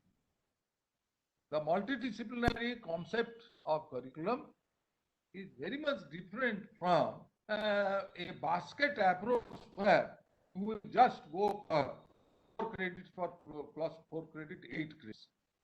So here we'll have to see that when we talk about, we discuss about a phenomena, we discuss about an event, we discuss about a social global issue, that issue itself is of multidisciplinary nature. When I talk about women's movement or feminism, it doesn't come to the area of one discipline. When I talk about ethnic movement and ethnic identity or insurgency, so it is not a subject which is to be just amalgamated by picking up different courses. And when we talk about holistic development, so it is not just picking up different.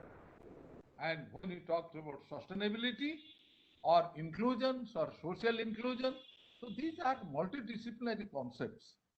And we'll have to break away. We'll have to come out of our theory reading, method reading, and methods of teaching approach, science teacher, mathematics teacher, to this concept-oriented approach, multidisciplinary concept orientations. So in this context, the concept of mathematics method teacher and science method teacher, that will not, or physics teacher or geography. So our orientation at higher education stage and higher secondary stage will be very much different, and for such kind of relevant updated concept formations and conceptual analysis, our approach will depend more on technology-based learning courses and the evidences and the data which are available related to different phenomena and different events and cultures they are to be explored through multidisciplinary or interdisciplinary thought, where we'll go for more of a fusion. And there is nothing, of course, new, as I say. Mahatma Gandhi talked about this almost 100 years back when he experimented that we cannot economics or geography separated from each other. So here, when we talk about lifestyle, when we talk about environmental issues, when we talk about sustainability, when we talk about feminism, so we'll have to see that how different theoretical orientations will be fused to talk about our own problems and life situations. And we have been talking about 21st century skills. And we have been talking about the life skills, as Prime Minister always talked about here, that education should make our life unique and relevant. And we'll have to go for 21st century skills, and we must be educated in life skills. What are these life skills? Life skills are very much multidisciplinary and transdisciplinary. And for such kind of transdisciplinarity, the technology orientation will have to be encouraged through flexible learning and blended learning and multidisciplinary approach and research at higher institutions. And as I said that, the engaging the learners in the pedagogy and engaging learners in continuous learning and to explore. तो मेरा क्या हाल था पूरा annual function कैसे बीता ज्यादा तो वो भी पता है ऐसे उठती है When we talk about ODL and online education, next.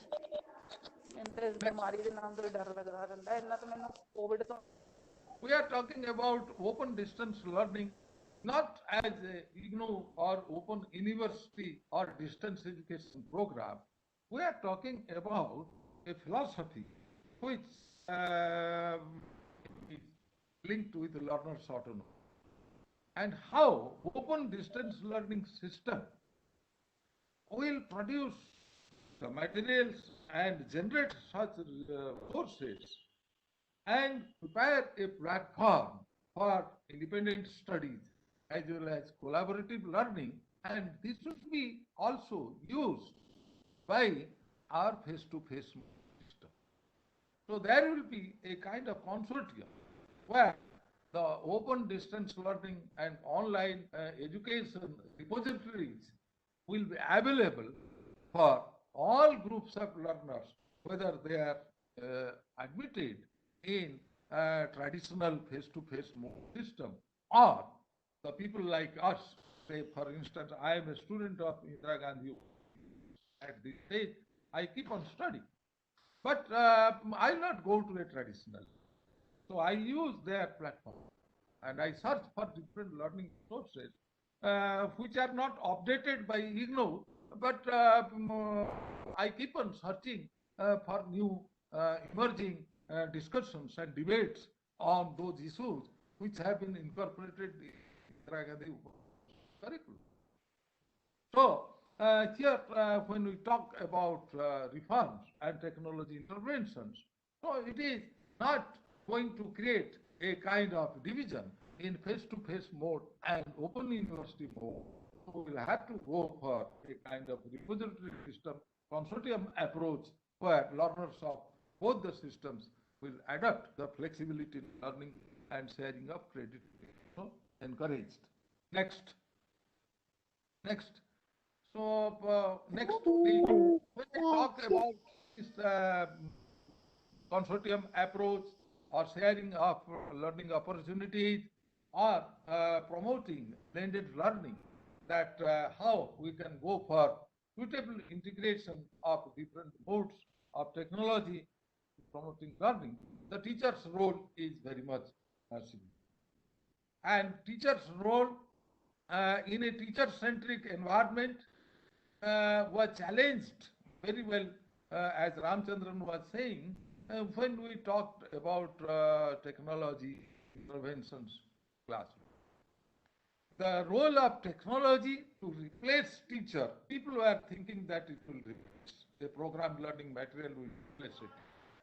But when we talk about now, talking about a learner-centered environment, where the learner support service is the major component of learning environment, it is teacher's role is now very much different as a facilitator, as a collaborative coach, as a co-learner, and promoting learners' autonomy by giving feedbacks and creating support systems for them. So the learner's active participation in learning process is to be strengthened through technology support, and teacher will have to create such opportunity. So now we are talking about creation of learning resource system and creation of learning resource centers rather than teaching and teacher-taught relations and presentation of teachers with the help of audiovisual or video. So when we talk about production of knowledge system, here we talk about teachers and learners' participation in a more collaborative framework. I have presented a diagram. Please, next, please. Here, when I talk about information communication technology resource support learning, in this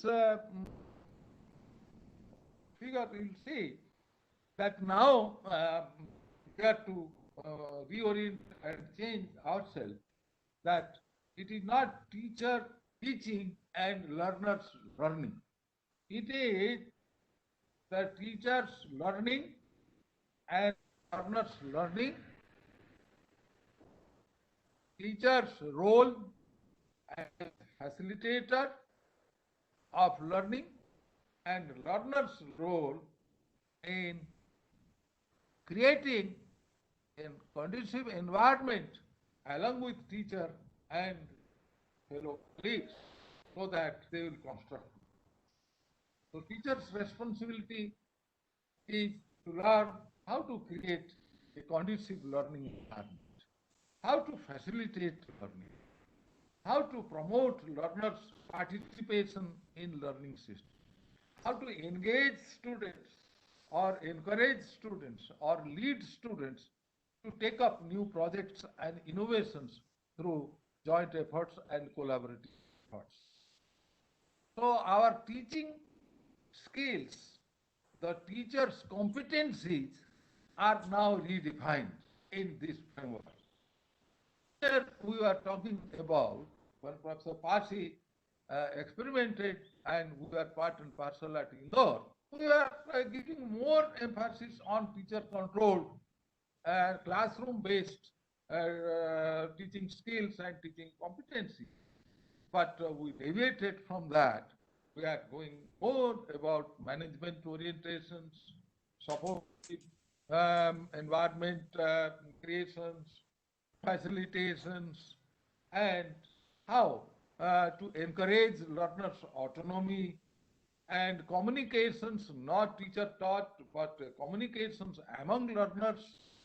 So there are different frameworks of teaching learning in a school system for which teachers' competencies are now redefined. And we are talking about teachers learning in that context. So information communication technology is used for teachers learning. And second part, when we talk about learners learning, there are two things. One is learners learn visually and learners learn collaboratively. So these collaborative project-based problem-solving approaches are encouraged through social networking and the World Wide Web and interactive sessions and seminars, webinars, workshops, which are promoted through internet-based spaces. And now the fifth generation technology encourages such. So learners learning and teachers learning, creating a conducive learning environment and making optimum use of information and communication technology sources for knowledge creation, knowledge constructions in a spiral form so that it is not predetermined behavioral objectives which will be accessed at the end of a course. Rather, we will have to explore that what are the innovations and what are the alternatives we have found in solving problems. So, this information communication technology source system will have to be strengthened in a decentralized form at school stage, at cluster resource centers, at block resource centers, at district resource centers, so that our schools will be strengthened and teachers in collaborative form, they will learn and they will strengthen learning systems. Now, we are talking about next, the blended learning approach. When I say about blended learning, all of us are now exposed to this, and thanks to this, what I say, the calamities or pandemic, that it compelled us to appreciate the role of technology. And also, the new education policy, the first policy, which has insisted heavily on use of technology, learning courses, technology support system, as an integral part of every stage of it. So, such compulsion and the blessings in disguise that starting from nursery stage up to higher education stage, we have been forced to apply them.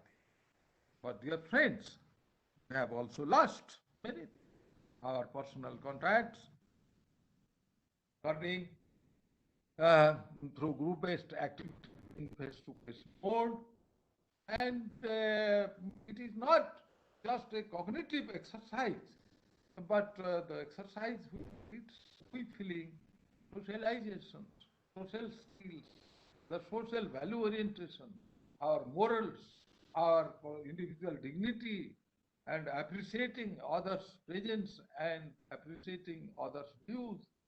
So such type of group-based activities, more visits to my community and observing and noticing those stable conditions, criticalities that happen, and we depend on those camera or the videography, which may not be true. What is being exposed, videos, channels, or photographs, they may be partiality. So when we go to the field and when we are going to experience the live experience, so that requires the integration of online mode with the student.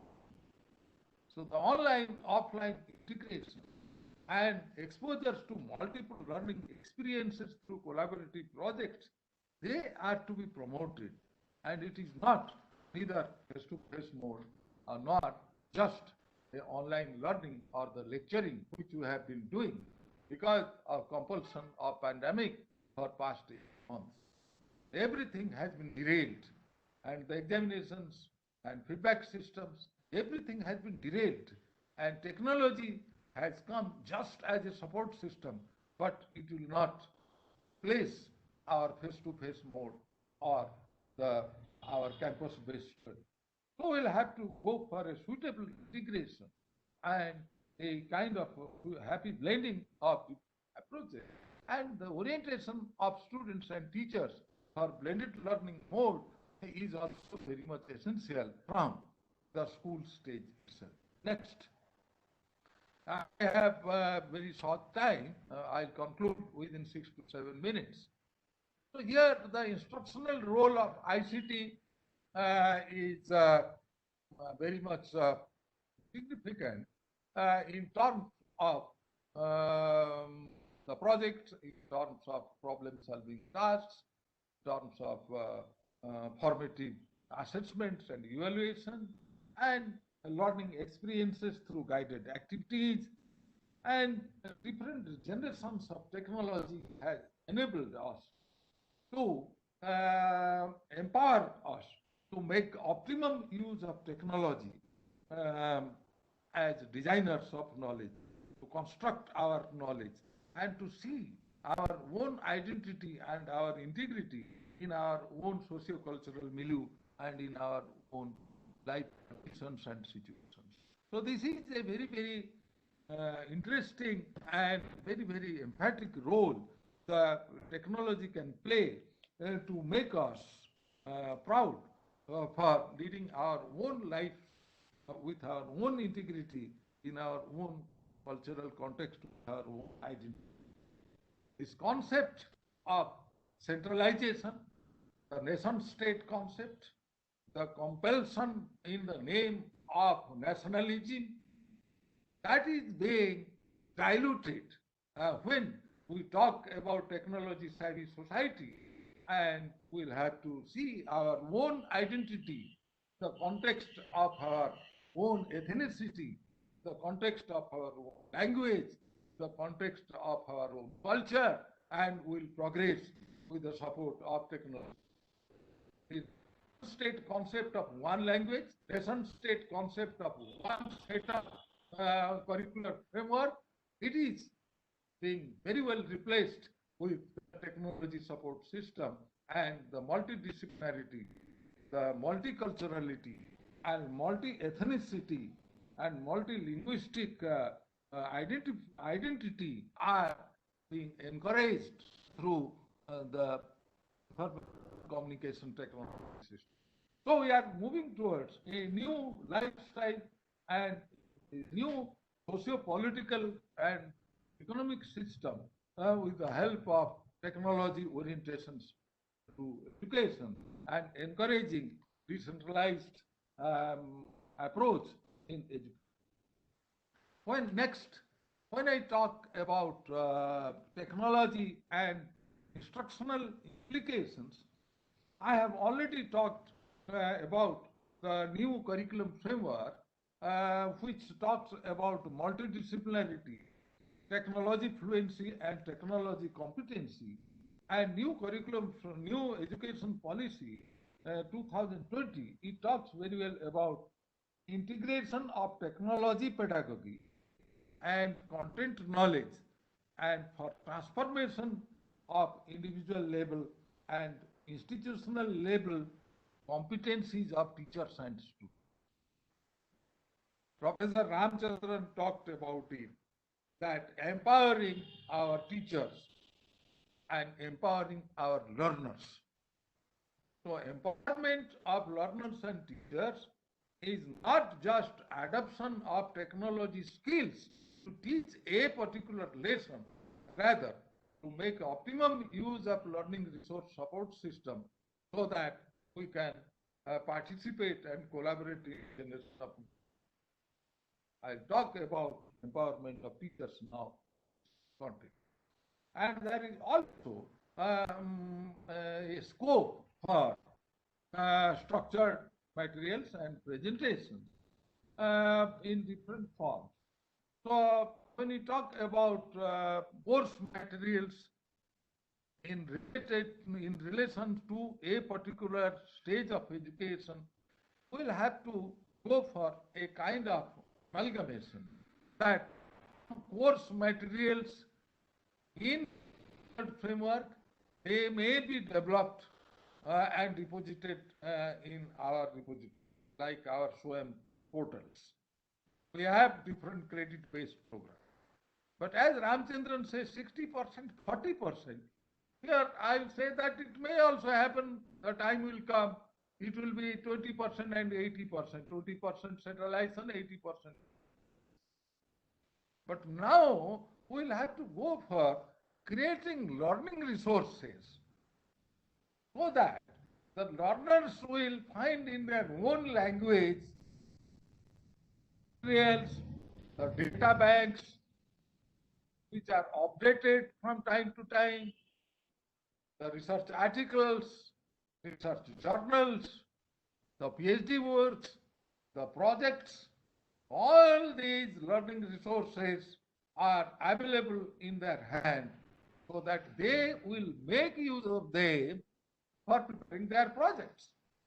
When a primary school child goes for preparing a project, he can also very well use a research article, a conceptual analysis that has been presented in a very simpler form. It is not that we will make use of those learning resources only at higher education stage. जब हम तितली की बात करते हैं, we talk about butterflies and their development process. So, and a child is picking up and writing a project on that. What type of learning resources, when they are available and the learners get guidance from teachers to develop such projects and prepare their learning based activities and they enrich their learning experiences, that will be more creative and enjoyable than just a textbook approach or a structured material developed by us like EPG Pathshala or Swayam Portal. So we'll have to make a balance between these kinds of materials as presented by us, suiting to the course requirements, and at the same time have to prepare different kinds of repositories, as I will not say a library framework or system, but a very open learning resources on who open sources which are available free of cost in the hands of students. And when we talk about this, so technology is very much needed for teachers' professional development, and professional orientation of teachers is also very important. When I say professional orientation, it's not individual teachers' orientation, but it will be a professional activity through our professional organizations, through our professional associations and teachers groups at institutional level, at cluster level, at state level. So there are different forums of teachers where we will encourage this for empowerment of teachers and to be more technology savvy, not for the sake of technology, but for the sake of the open learning society and conducive learning for children. I'll just touch next is about the highlights of new education policy, national education policy. Professor Ramchandran was already touching that, the use of artificial intelligence, machine learning, computer devices, adaptive computer devices, learning and research. But it requires the proper support, infrastructure support at school level. It is difficult on the part of learners, and I observe and witness even in semi-urban area. I will not say that I am from a mega city, but a city like Allahabad, the kinds of problems of networking, connectivity, and children find it so difficult to link even for online education. So such technology management issues are not to be left to the hand of a teacher or a school headmaster. And my own university, University of Allahabad, has not been in a position to prepare a centralized system where I go and deliver my lecture and the concerned head says that, Professor, how you manage it on your own. Why? Unless we give such type of resource support at institutional level, it will not be possible for the open learning society. The institution will have to be organized and to prepare proper resource support so that the empowerment of learners and teachers. It has been a mess to conduct online examinations, whether at Delhi University or at Allahabad University. It is just a farce. So how to avoid it and to make it so systematic and organized? So for that, now we are talking about creation of National Education Alliance for Technology. Who knows that who wait for such practice? At this juncture, we will have to empower the university system and existing institutional framework to strengthen the technology networking and teachers' competency development activity, where at government level, some support should be provided to institutions for empowerment. Next slide. I'll conclude here this slide. When I talk about educational software production and management, we are talking about e-content teaching learning materials. As I said, that this is our responsibility to develop the courseware for different stages, at state level and at central level. And higher education, of course, central level may take a lead, but at school education, every state, since the education is the major priority area of the state governments and the major portion of the budget, like Kerala, which goes something like 65 to 70%, will learn from smaller states, which are very good in human development index. I appreciate the small states which may not be economically very well-to-do states, but they excel in educational resources and systems like Kerala, like Goa, like Himachal Pradesh. And of course, Delhi is NCR, I'm excluded. But these small states are not economically very progressive, industrially very progressive.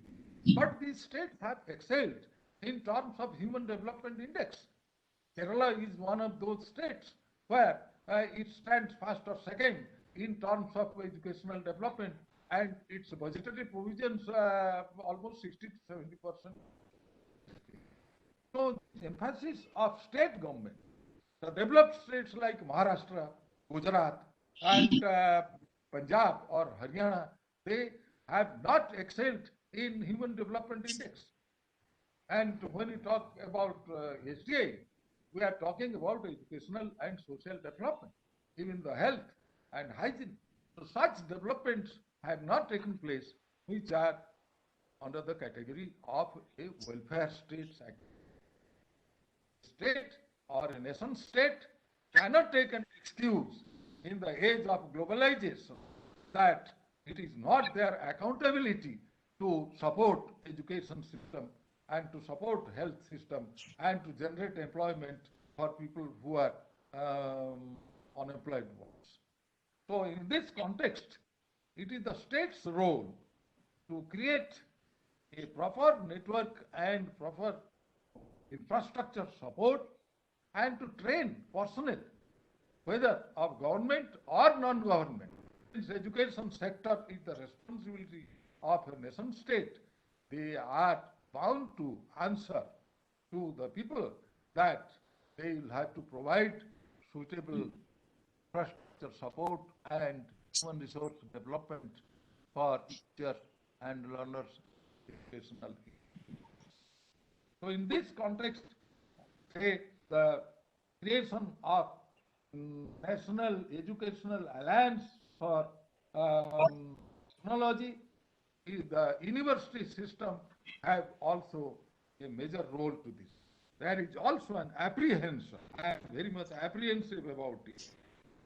The private universities, unitary universities, campus universities, they will excel because they have appropriate infrastructure and they will make use of such facilities, maybe for multidisciplinarity, maybe for improving their system as per national education policies guidelines. But what will happen to our traditional universities, including central universities?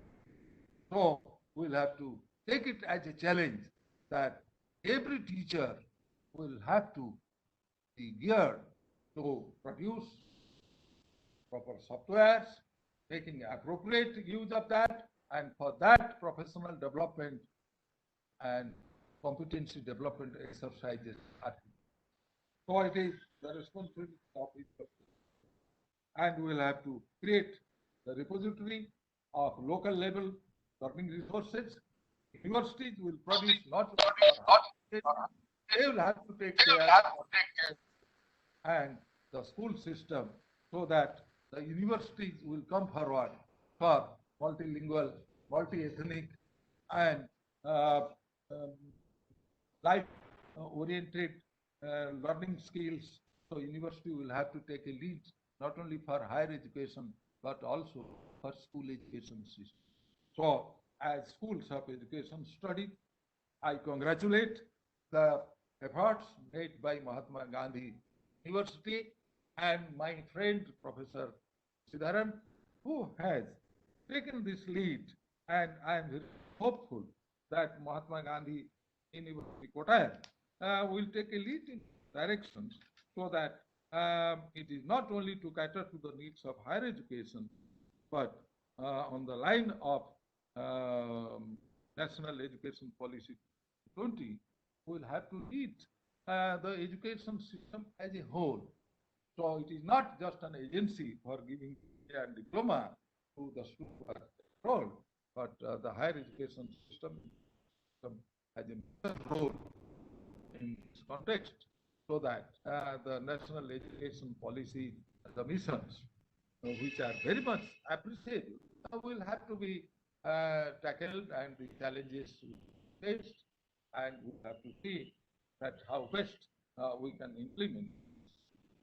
Dear friends, technology cannot replace a teacher, and online education has its limitations, and we'll have to assume that the cohesive environment, operations, and suitable integrations and leaderships are very much essential, so that we can use technology resource or technology as a tool.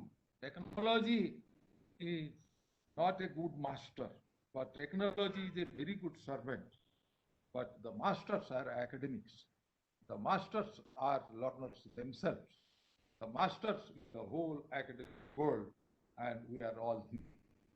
So we'll have to see that how we make optimum use of technology, create technology resources, and utilize it for the betterment of education goals, for the betterment of our life on the earth itself. Thank you very much for patient hearing for a long time. Thank you.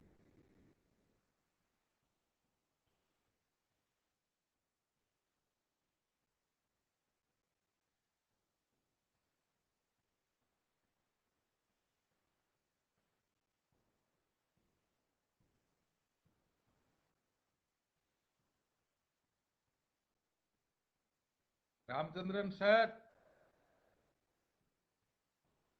Namaskar, sir.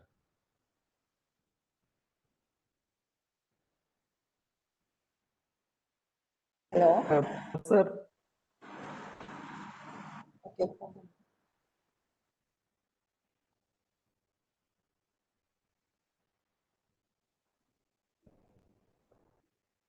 yes, ma'am. Yes, ma'am. Proceed. I answer it every time. I believe there is immediate. Hello. Thank you, Professor Sato. Yes, Dr. Ismail, proceed, please. Ma'am, you please carry forward. Okay, thank you, Professor Sahu. That was a very detailed session that you gave us, and you've thrown light on different aspects of digital learning as proposed in the new education policy, and how we should see it, how we should uh, uh, take advantage of things like that. Now it is time for the open forum. Participants may either ask, questions, or can ask questions directly, or you can even look into the chat box. I think several queries and clarifications have been put into the chat box. Dr. Ismail, will you please look into the chat box?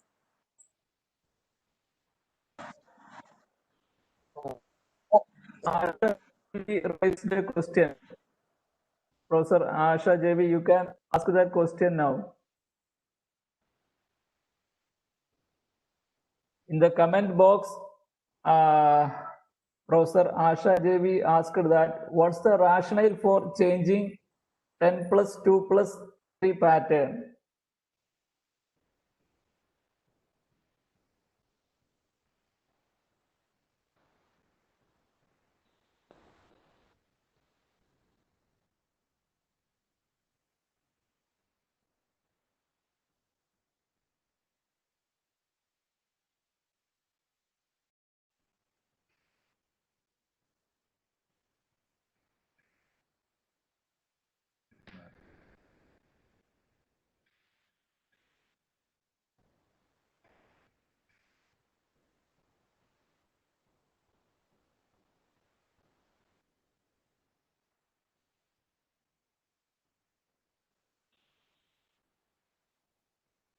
Ramachandran sir, you are not audible. Will you Hello, please unmute participant. your... You can interact with the Are you able to hear me now? Yes, yes, now we can hear you. It is to create oriented teaching learning process, including curricula. The students' life stage passes through 4 or 5 stages. First is 3 to 8 years, which is more concrete experience oriented. Then comes 8 to 11, more experiential learning. 11 to 14, disciplinary orientation. And 14 to 18, depth of learning a subject area.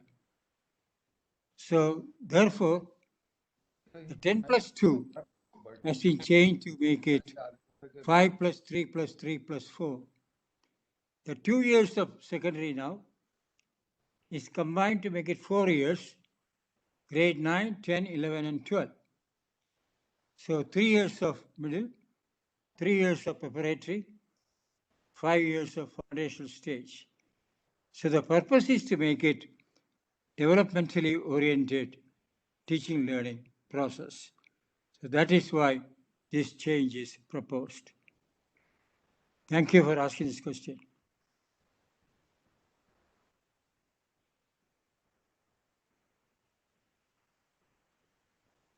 Any other point?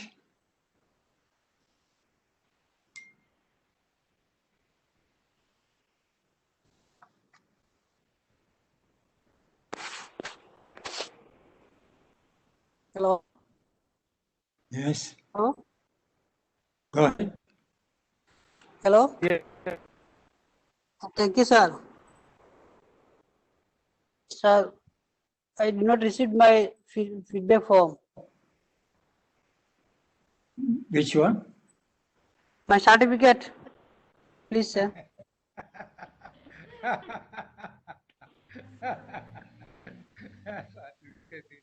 More essential for professional development.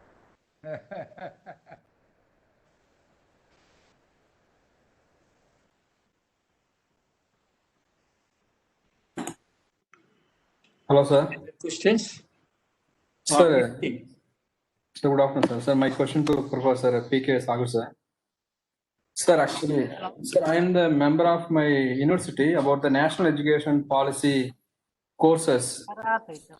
So, can you guide me? What are the courses are important in the university, sir? Like social sciences courses, names I want to know. University. So, what are the courses we can introduce in our university? What are the courses recommended by the national education policy, sir? The policy will not recommend courses.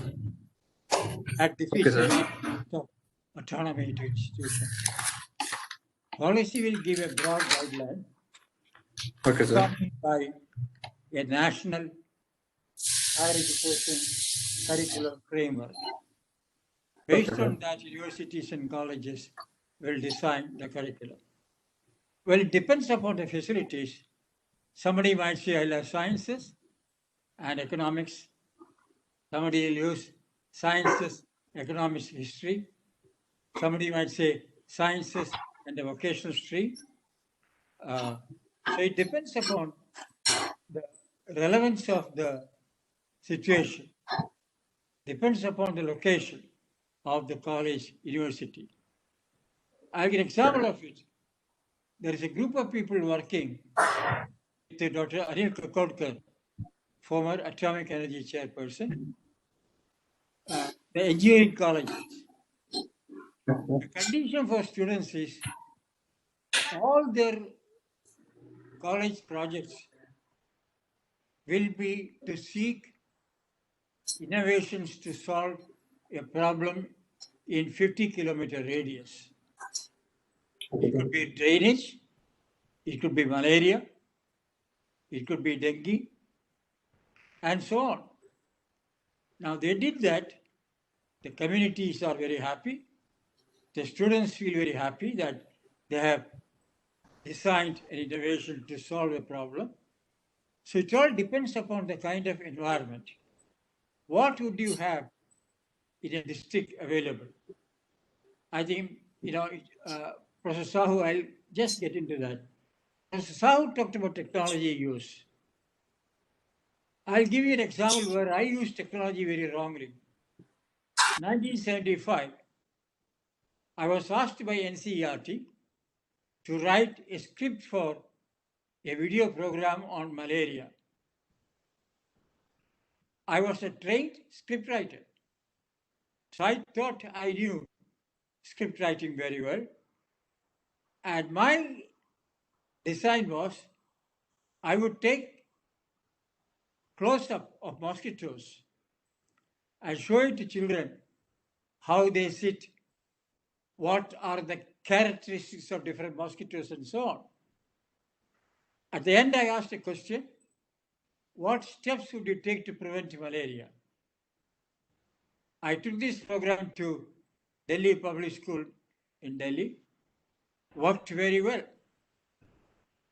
I took the program to Sambalpur, Odisha, Dr. Sahu State, not now, now he's in Malabar. When I finished the program, I asked the same question, what steps would you take to prevent malaria? The answer came, sir, we don't need to take any steps to prevent malaria. We would never get malaria. I said, why? Sir, we have only very small mosquitoes. You know, what they saw was huge mosquitoes close up on the screen. And they thought that those mosquitoes carry malaria and not the small mosquitoes around them. Why? I made a mistake. I should have focused on a small mosquito and gradually zoomed into it. So the small mosquito becomes big mosquito, do explanations, then zoom out from big.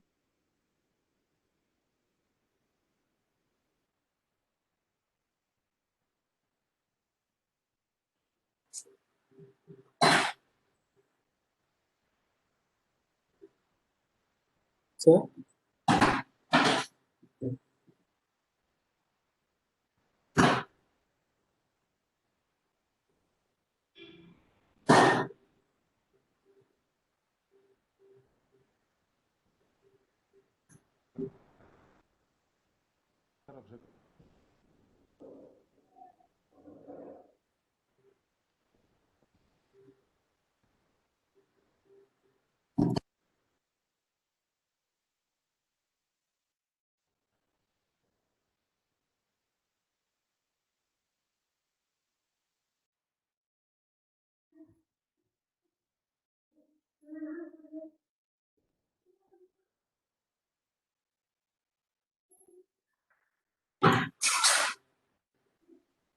Okay. Hello, sir. Sagar, sir.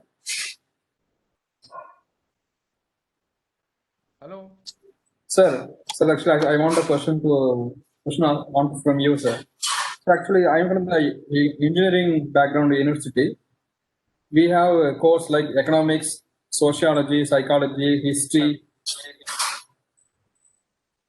So we like to. Hello, sir. Sir. Am I audible, sir? Yes, sir. Yes, sir. See, it's not when I say multidisciplinarity or disciplinarity. Sir, my question is, sir, 1 minute, sir. So that is, we have courses like history, sociology, psychology, economics. So we would like to invite, sir, we like to invite political science, philosophy, general studies course also. So whether that type of courses come under we can use for national education policy or any other related subject or courses, sir. Hey, am I audible, sir? Yes, sir. Yes, sir. Our experience with that. When we talk about a subject or a department, he talks about its identity in terms of its own theoretical premises and development. So that's how sociology, psychology, the economics, we have been bifurcated. But when you are a man of technology, but when we talk about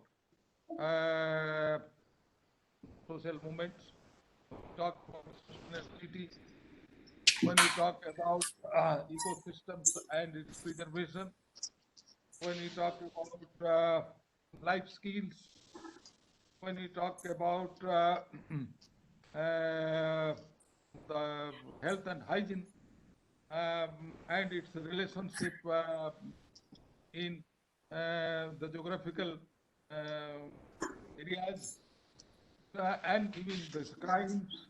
So there are so many issues or the so many things which are cutting across different disciplines. When we talk about women's movement, it is a part of sociology, it is a part of political science. But when I talk about market economy, it is not a subject of economics. Market economy is very much linked with our ethnicity.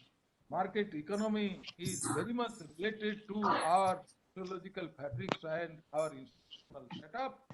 Market economy is also linked with the polity and the local level leaderships involved in it. So these things have to be dealt with the multidisciplinary approach through participation of people from different fields. And when we talk about Gandhi or when we talk about Ambedkar, we will not see as philosophers or as in school of studies of Ambedkar or school of studies of Gandhi. Their ideas, their interpretations are so much multifarious in nature that on one issue we will have to see where are the agreements and where are the disagreements, and even though their focus is towards the development of society.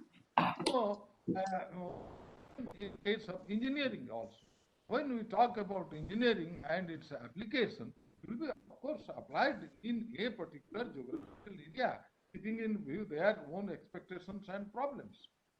So, these amalgamations or the interactions of people from different disciplines, that's how we talked about this faculty concept of school of social sciences will not have a different division as Department of Political Science or Department of Social. People will be from their own discipline, and they will also have their own courses related to the theoretical foundations. But when we talk about these issues, and when we talk about the developmental themes and futuristic direction, so we'll have to go for multidisciplinary approach. So that was my concern, that we cannot bifurcate our areas. Even in case of social psychology, we are talking about the concept of family and nurturing child and interactions of family members in a joint family and in a nuclear family. So they are not just the matter of psychology, they are talking about psychology, but in the context of a sociological. So, Yes, sir.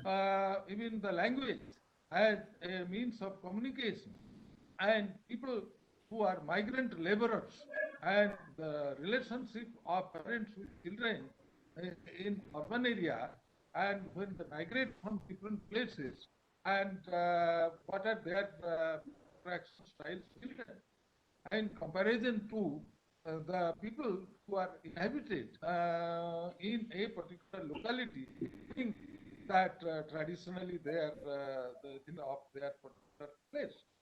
So such type of conflicts which arise as we witness in case of tradition-bound society like Northeast India, they are also being emerged in the modern states like Maharashtra, in mega cities like Bombay. Can you imagine that such type of conflicts remain in between the Marathi-speaking people, Marathi Manus, and the migrant laborers who come from Bihar, who come from Kerala, who come from Odisha, and they get settled in places like Surat, in Ahmedabad, Mumbai, Pune. So, are faced context of technological developments, they are to be taught to our engineers to go for their professions in IT sectors or in industry. So that's how this concept of interlinkage or multidisciplinarity in case of engineering institutions, it is not that engineering students are, my daughter is a product of MNN, Allahabad. She is a BTech and MBA degree holder. And she studied economics. But she found it difficult to link economics with information communication technology, which was specialized. So we'll have to see that multidisciplinarity will not be taught as different baskets for getting or accumulating degrees, but multidisciplinarity should be linked with the life skills and the future roles which we play as engineers or technologists or even medical profession doctor. Yesterday I was in a board of Jamia Hamdar.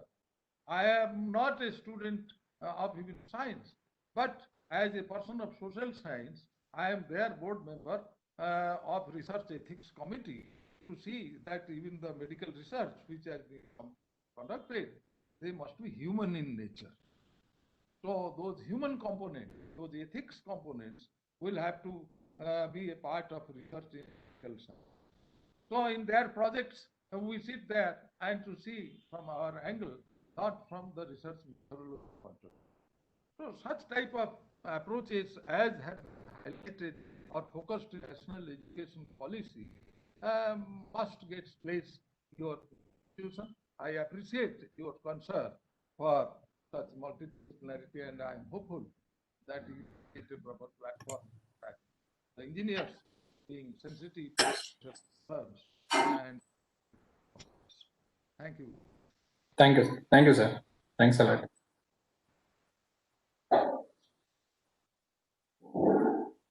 Professor Jaya Jace, ma'am. Hello, ma'am.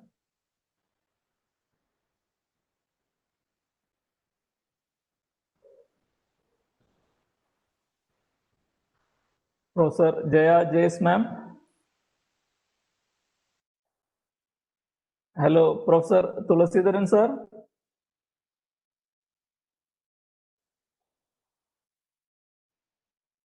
Professor TV Tulasidaran.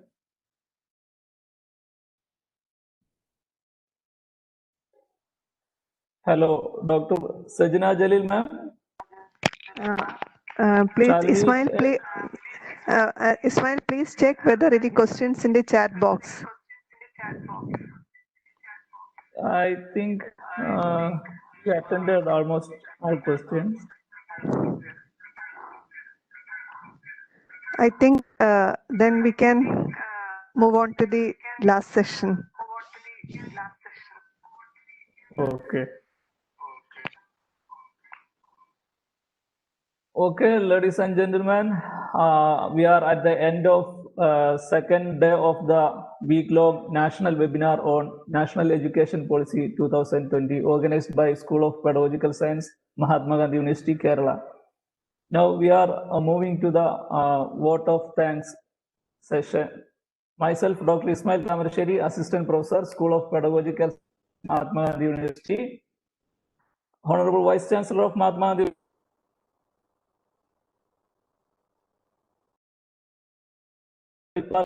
School of Pedagogical Science, Mahatma Gandhi University, Professor Minikuttiye, respected Dean, Faculty of Education, Mahatma Gandhi University, Professor Jaya Jace, General Convener of the program, Professor TV Tulasidaran, Convener of the program, Dr. Sajina Jalil, Honorable Speaker of the Day, Professor Ramachandran, Honorable Speaker of the Day, Professor P.K. Sahu, distinguished guests, ladies and gentlemen, a very good afternoon to one and all. It's my privilege to have been asked to propose a vote of thanks on this august occasion. It is one of the very important webinars on the contemporary theme National Education Policy 2020. Approximately 275 representatives are participated in this webinar today. This is a big in itself. First of all, on behalf of the organizing committee of the webinar, I would like to thank our Honorable Vice Chancellor of Mahatma Gandhi University, the visionary leader, renowned academician, Professor Sabu Thomas, for the able guidance he provided to us. I would like to thank our distinguished speaker of the day, Professor Ramachandran, advisor, Africa Institute of Education Planning and Administration, for making excellent presentation on National Education Policy 2020 proposed curricular, pedagogical and assessment reforms, and making this webinar a meaningful and interesting. Professor Ramachandran has deliberated on changing trends in education and future demands of human life. I am sure of the observations of Professor Ramachandran. My heartfelt thanks to eminent educationist, respected Professor P.K. Sahu, former Vice Chancellor, University of Allahabad, and Dean, Faculty of Arts, University of Allahabad, for the special lecture on National Education Policy 2020 and digital learning. Professor P.K. Sahu has deliberated on the need of accelerating curricular reforms. Thank you, sir, for your very thought-provoking and interesting observations on instructional technology. Thank you, sir.